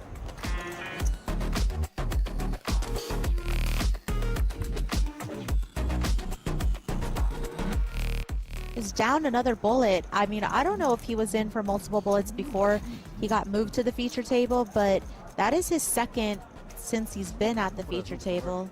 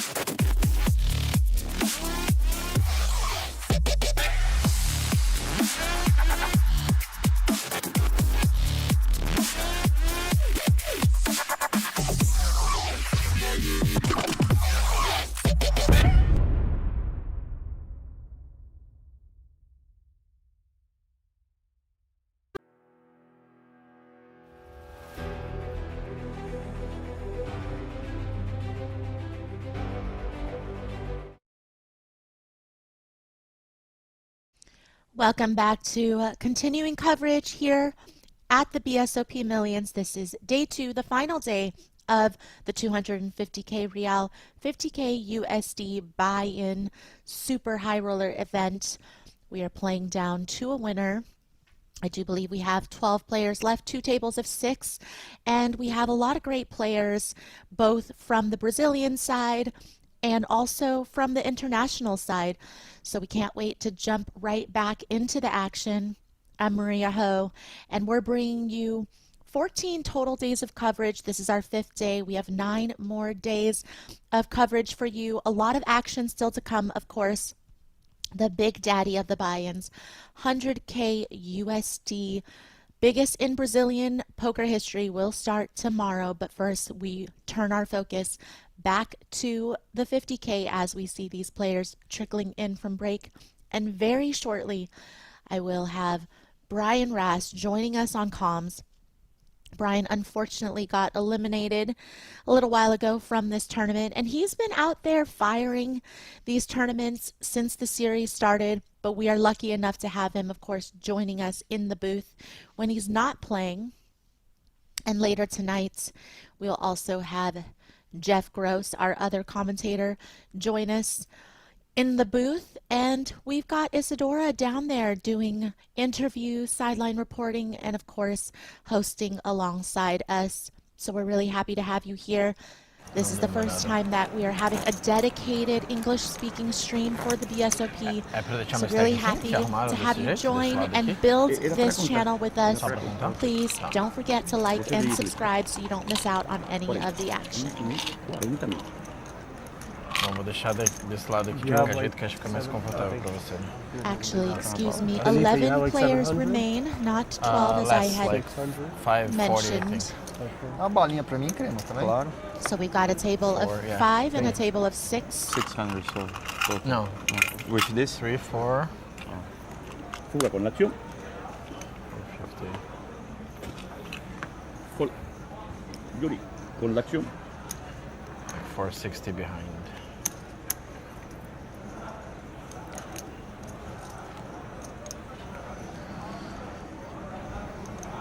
So jumping right back into it.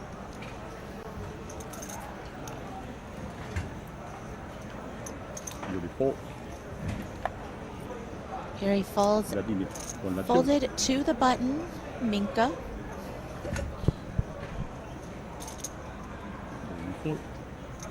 He's also going to pass and down to the blinds.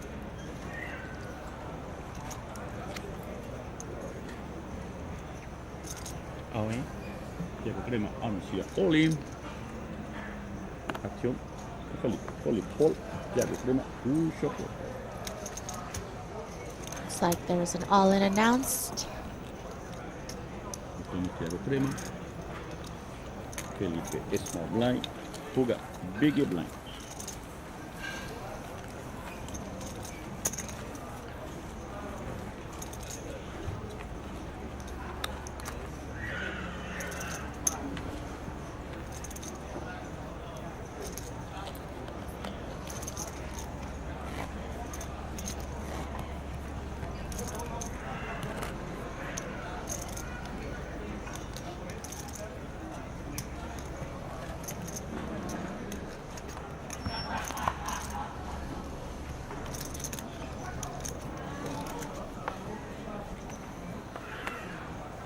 Yuri con la acción. Call. Vladimir con la acción.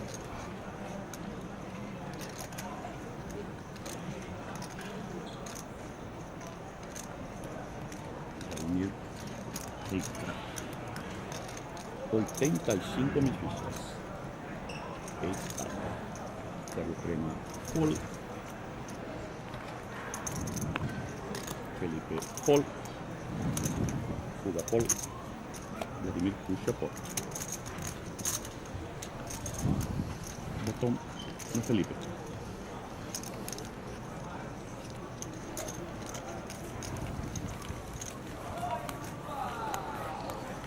Raise and take it from Minka. Big blind.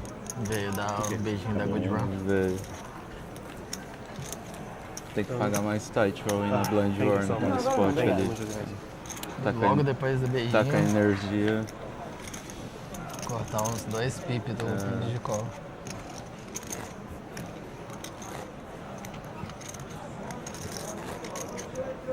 Tem pizza aí. Anybody wants pizza? Some pizza? Thank you. Drink some pizza after. Stop looking at my stack. It doesn't matter to me. It does. Vladimir I have a lot. con la acción. You don't need one. If I get to heads up with the stack, it's okay. I navigate from there, no problem. Con la acción.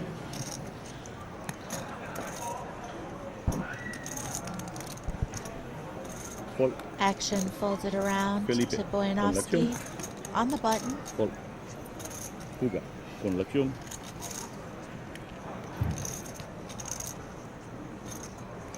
85. Juga anuncia Race para 85 mil fichas. What was the king jack hand you were mentioning? I'm trying to remember. Acción. No, I don't want to. No. Was it in the Titans? You really the don't heads up on Titans? Yeah. Oh, I check jam the turn. You have like 9-8 with No. the spade. You call twice and then you jam river. Oh, I double floated in a 3-bet pot, right? Yeah. Yuri anuncia Race para 200 mil fichas. Looks like we got some action in the blinds here between Leandro and Yuri. We had a raise from the small blind to 85K from Leandro. Yuri's three betting to 200K. Yeah, I pressed. I was like from the big blind. I think I was one tabling and I was like at the tilting session and I got break even like, and I would slightly win if we chopped. I would never skip a chop against you. I didn't see that. Oh really? No, now I'm even more tilted, bro.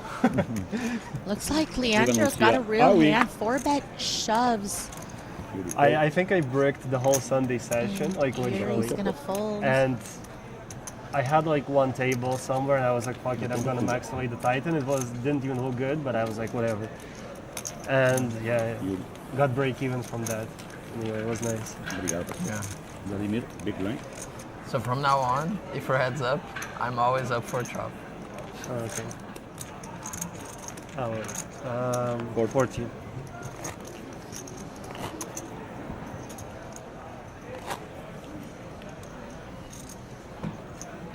Yeah, 40 BB heads up, you know, it's, in Russia we call it battle on the newspapers.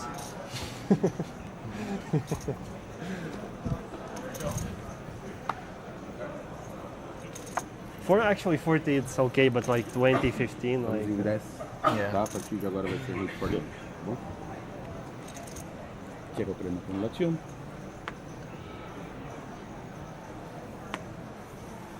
Fold. Felipe con la acción. Fold. Juga con la acción.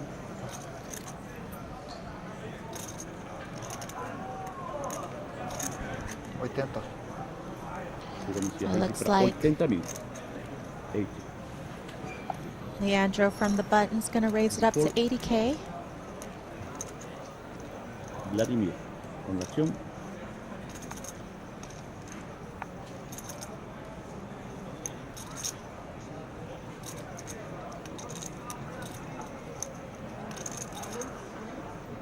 $80, right?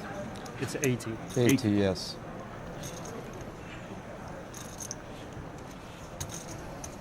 Go.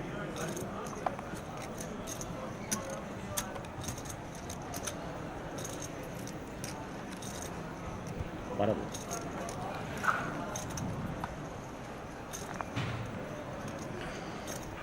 Looks like we're gonna get a defend here from Minko. Flop is ace 10-8 rainbow.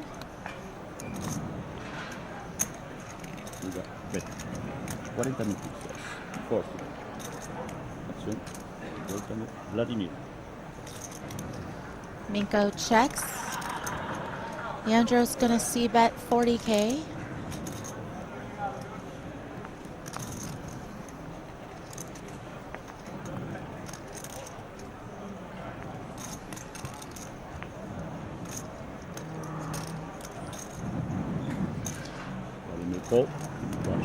And I do believe that we are aware of some of these technical difficulties. I understand you guys can't see the whole cards and there's not really a lot of visibility of the board and graphics, but we will have everything back up soon. The turn is the 5 of diamonds.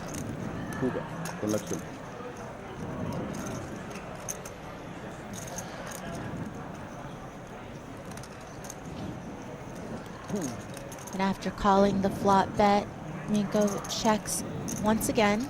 105,000. Acción. Volta. Vladimir. And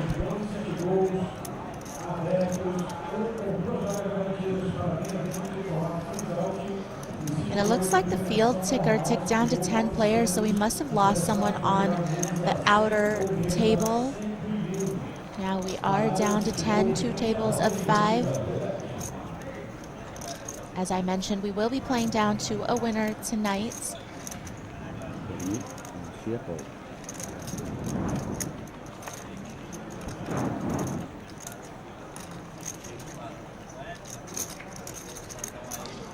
Minko does call once again. This time a bet of 105K on the turn. And the river is the Jack of Diamonds. So certainly a couple straight draws fill in. The backdoor flush draw gets there as well. One last check out of Minko. And it looks like we are joined by the one and only Poker Hall of Famer, Brian Rast. He is coming into the booth to share his insights with all of you.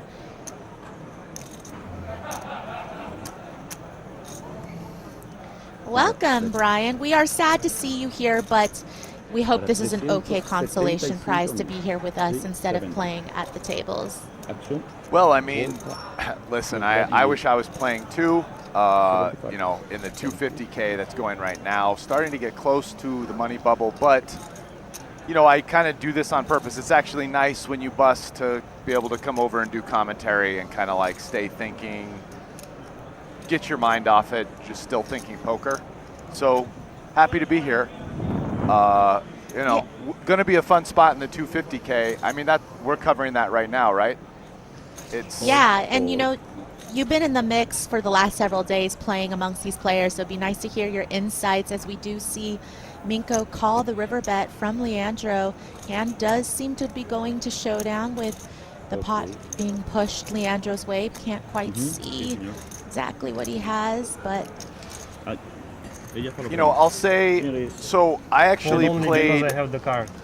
late 2 days ago. Unlucky because for they you. had a 50K one-day tournament, which didn't end till like 7 a.m. apparently.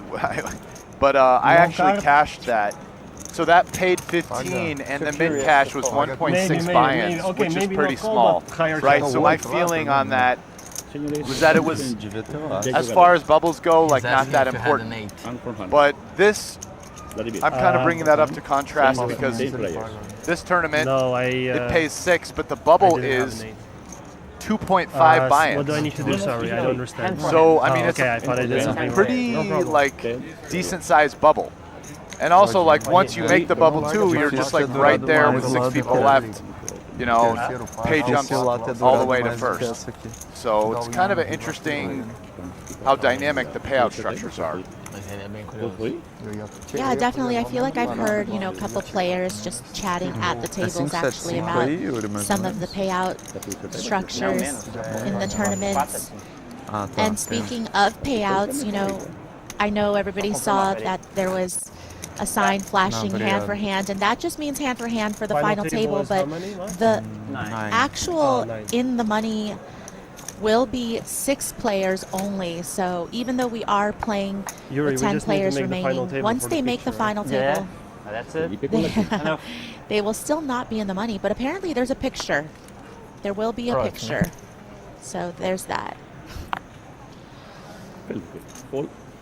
So there is some technical difficulty. I would say right now everything looks pretty, I don't know, like we're seeing the whole cards. What is this talk of technical difficulties?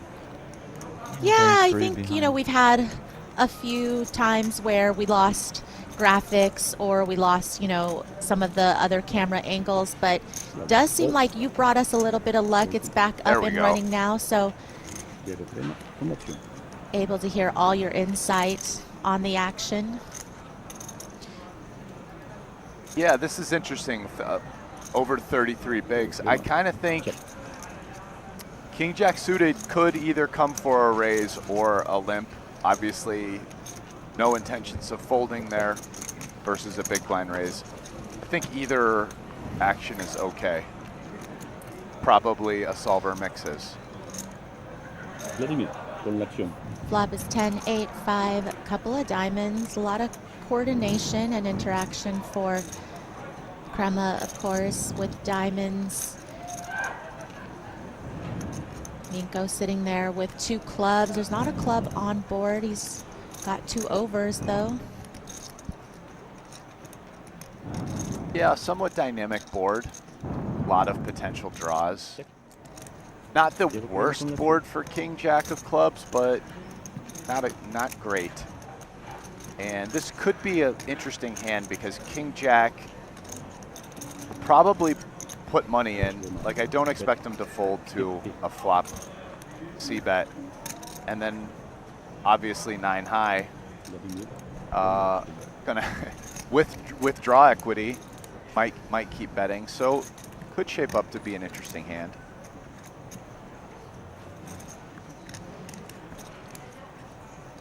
Well, you know, as these fields, especially once we talk about kind of high roller buy-ins, they are pretty small in terms of the field size. So, you know, were there some players that you haven't had experience playing with until you got here that you've had some time to play with at, you know, various tables in different tournaments over the last 4 or 5 days that you've been particularly impressed by that are still in this 250K?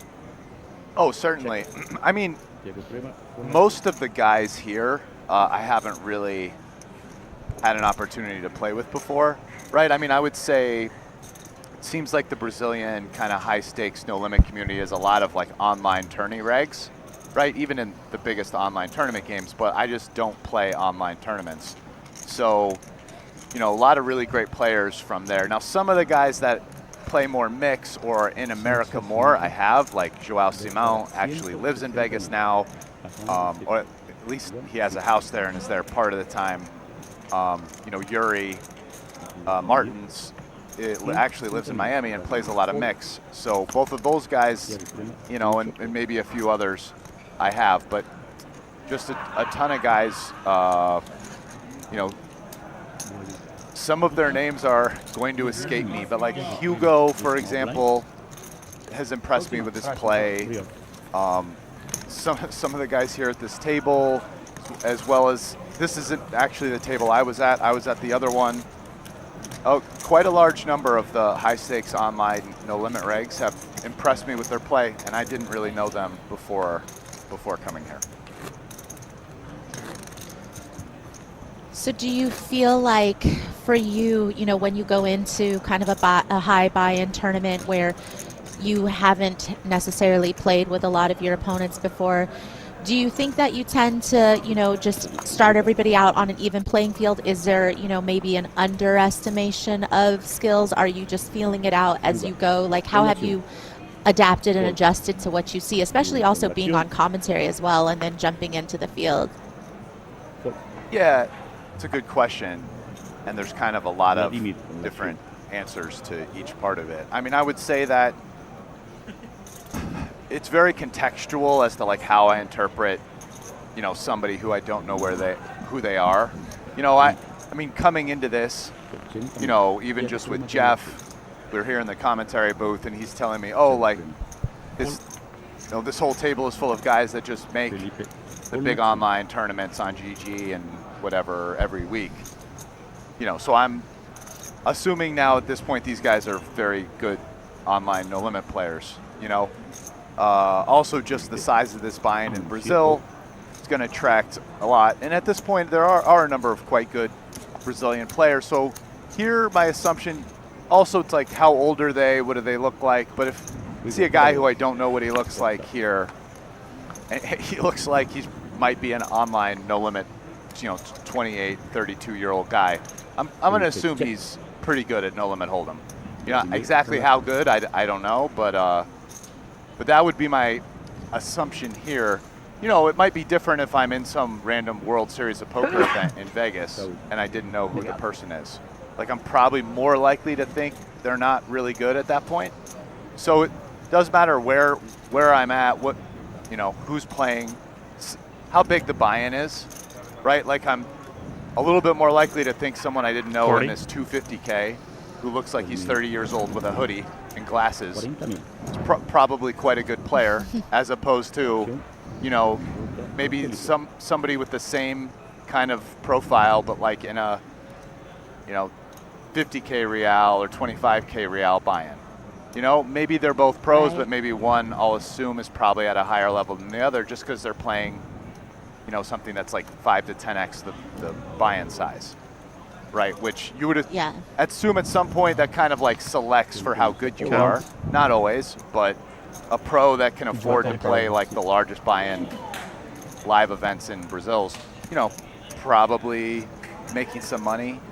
And even if he's playing a little big for his bankroll, like what does that mean? He plays 5Ks online, or you know, that the guys that are beating 1 to 5Ks online are really good.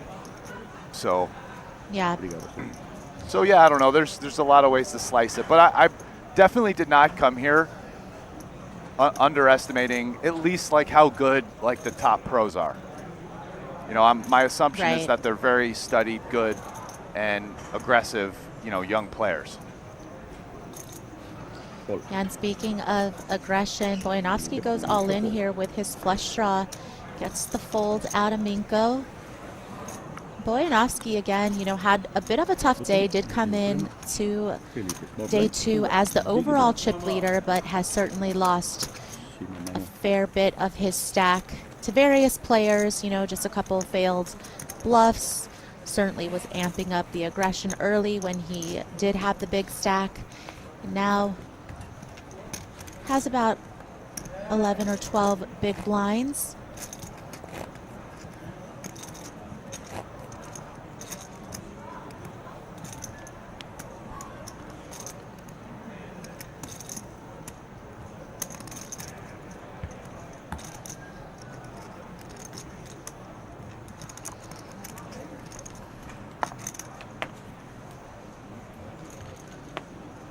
Yuri, por la acción, Paul. Vladimir. Yuri, who was also comfortable a little while ago, also down to a 12 big blind stack. But we never count a player like Yuri out, obviously. Paul. Felipe, con la acción. Paul juga Chapeau. Leandro gets a walk here in the big blinds. Felipe.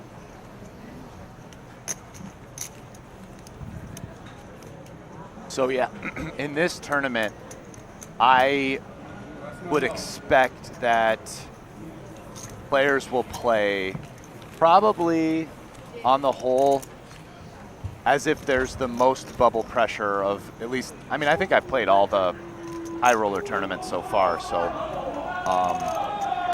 you know, some of them I didn't even come close to sniffing the bubble, but my guess is this will play like the players think it has the highest kind of bubble factor or ICM pressure, however you want to word it. But the reason being is I don't think I've seen, first it's the biggest buy-in, but that's not really the reason, but also just I don't think I've seen a min cash anywhere near 2.5 buy-ins. So I mean that's like a pretty big min cash. Right.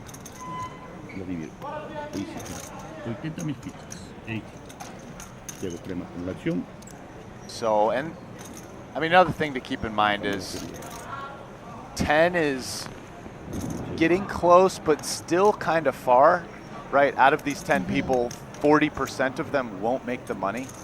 So I mean, if you said 60 people cashed and there were 100 people left, it's like really the equivalent. And yeah, you'd think you're getting close, but like you'd also realize there's still very likely quite a ways to go.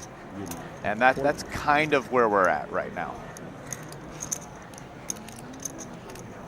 Yeah, and you do see Krema putting in the 3-bet here with Queen 10 of diamonds against Minko's Ace-7 of clubs, who opened up front, and we're playing about similar stack sizes, just slightly over 30 bigs.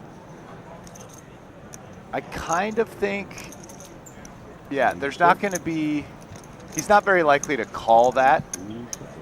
I mean, listen, ICM outputs, once you start getting down to like decent ICM pressure, really hate doing much calling of 3-bets here. It's sort of debatable how much you do or don't want to follow it. It depends on a number of things, such as like, is my opponent starting to ever 3-bet like kind of bad wonky hands just for blocker effects that calling will make them very uncomfortable, among other things. But yeah, I do think in these kind of spots right there, you're just going to see a lot less flatting. So I was kind of expecting A7 of clubs probably folds, but like maybe 4-bets once in a while type of deal.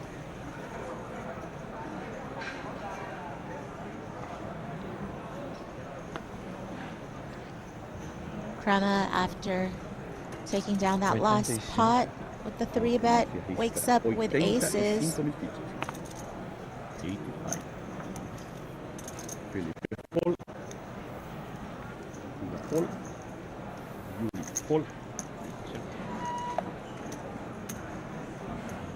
Vladimir con azul. Vladimir fold. Crema push. Isn't going to get any action here. Bottom. Azul.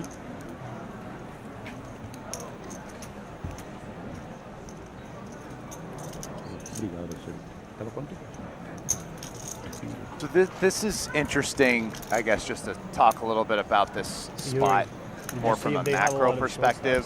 So like right now there's two 5-handed tables, one busted, which is bad for with like 5 bigs, stacks that have ICM pressure, I don't know now, but and good for stacks that can apply ICM pressure. One of them busted. Like more now than after the next person busts, right? Because right now you're getting a lot of essentially all late position or like blind versus blind spots where ranges can be wider, which is much better for somebody who gets to apply pressure, and kind of sucks for somebody who you know, tightens up, needs to tighten up, because and you also just take the blinds much more frequently. So, which is usually the people that tighten up have mid-ish to short stacks. Makes it extra kind of tough. So if you're short right now, there's kind of like, wow, I'd really like to survive this next bust out too, because then the spot becomes much better. And all of a sudden you're at a 9-handed table, you're only taking the big blind, well, you know, once every 9 hands instead of once every 5 hands. But it's like too far for me. I just wanted to travel. Right. So how do you feel like, you know, that, what the chip distribution is at the table that you're at, and just your like a lot of draw, on you know, the way, like how important is that, especially given what you just talked about from the macro perspective of them playing 2 5-handed tables? Yeah, I mean, it's pretty important. I feel like these type of things are always changing, kind of dynamic, and you kind of have to feel it out a little bit. Like, how are my opponents playing, and you know, what can I do? Is it a good idea for me to sit back, or do I want to fight hard? And you know, I think obviously the tendency is going to be towards, oh, like I have a lot of chips so I can apply it, but there are times where you can go against the grain to a certain extent.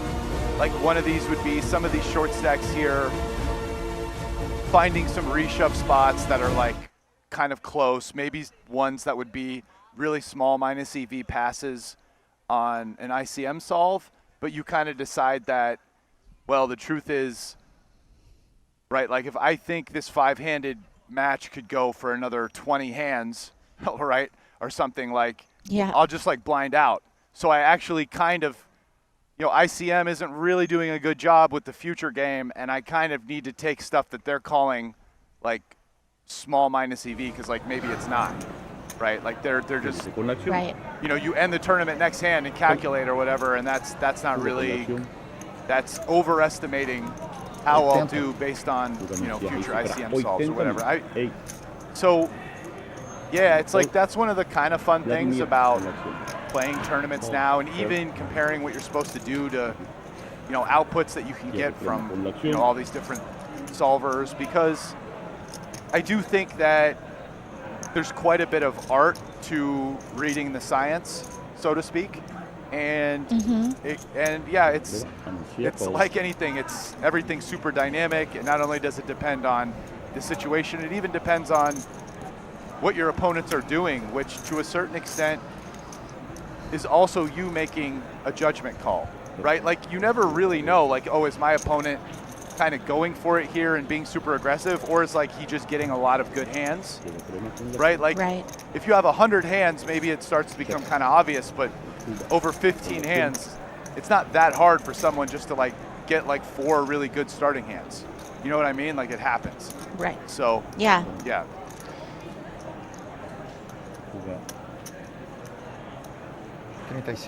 not a big sample size for sure. And looks like Leandro, who again, between yesterday and today, from what I've seen on the coverage, has had it go pretty smoothly his way, not just once, but not really getting a lot of resistance from his opponents, also making some big hands. Does take down that pot with top pair, king kicker. Pandemic exploded, like, for the first time, like, everything booked.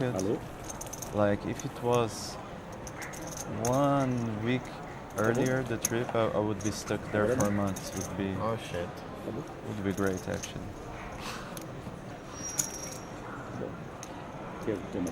And you said it's the best place?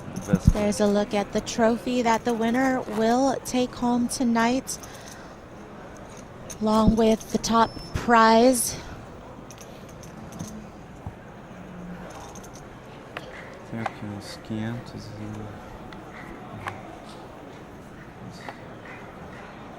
Fuga, con l'acción. Col. Yuri con l'acción.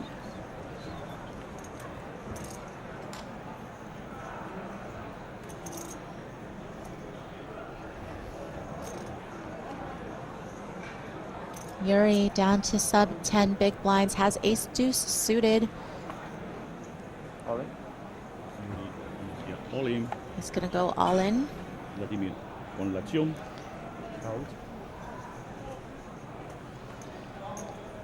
Minko looks down at king queen offsuit on the button, and it'd be roughly, a third of his stack to call here.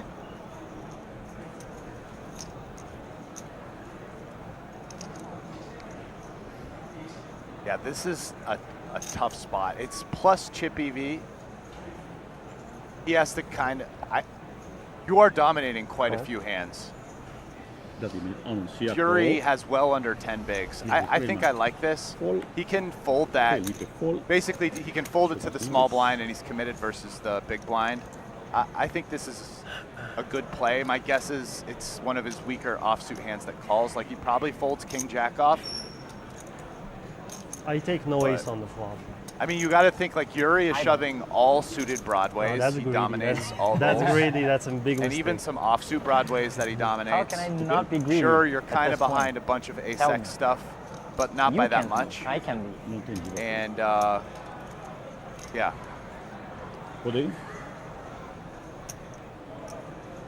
Okay, I take a jack 10 then. 460, you're calling 370 to win 460, so, yeah. Ooh. The flop is queen jack 4, unfortunate for Yuri. 5 of hearts.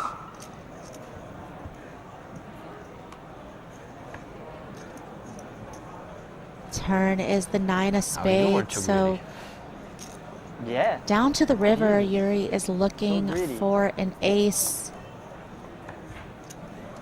And the river is the 8 of clubs, and Yuri is going to be eliminated in 10th place, which will bring us down to our final 9 players. But as I've mentioned, 9 does not make the money. It is 6 that will pay, and so everyone happy unless swap. I'm sorry, but otherwise. Even though it's kind of nice, to say you made a final table to get to that point in the tournament. What these players are really looking for is to be able to take home something for their efforts here today. I didn't have swaps with him. Okay.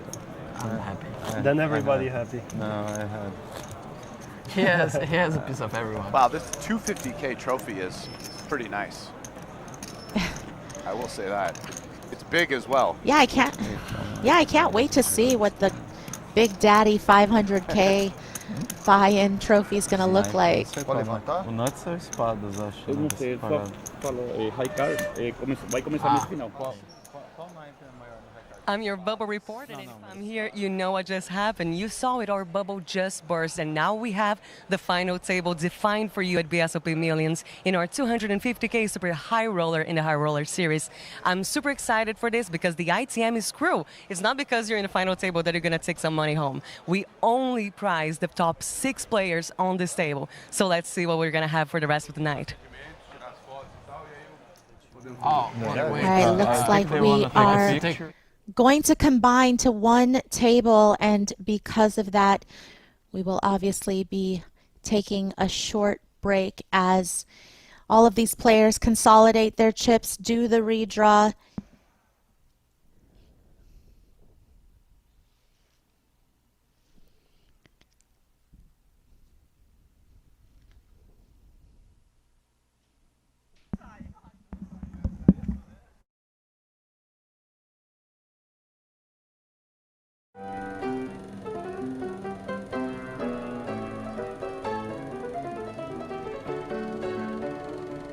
Aw, that's so nice. What's up, guys?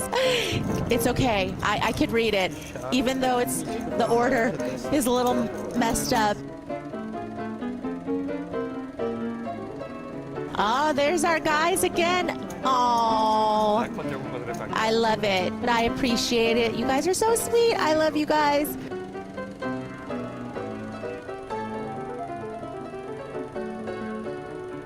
I've got a sign of my own, people. Shout out to all of the people on the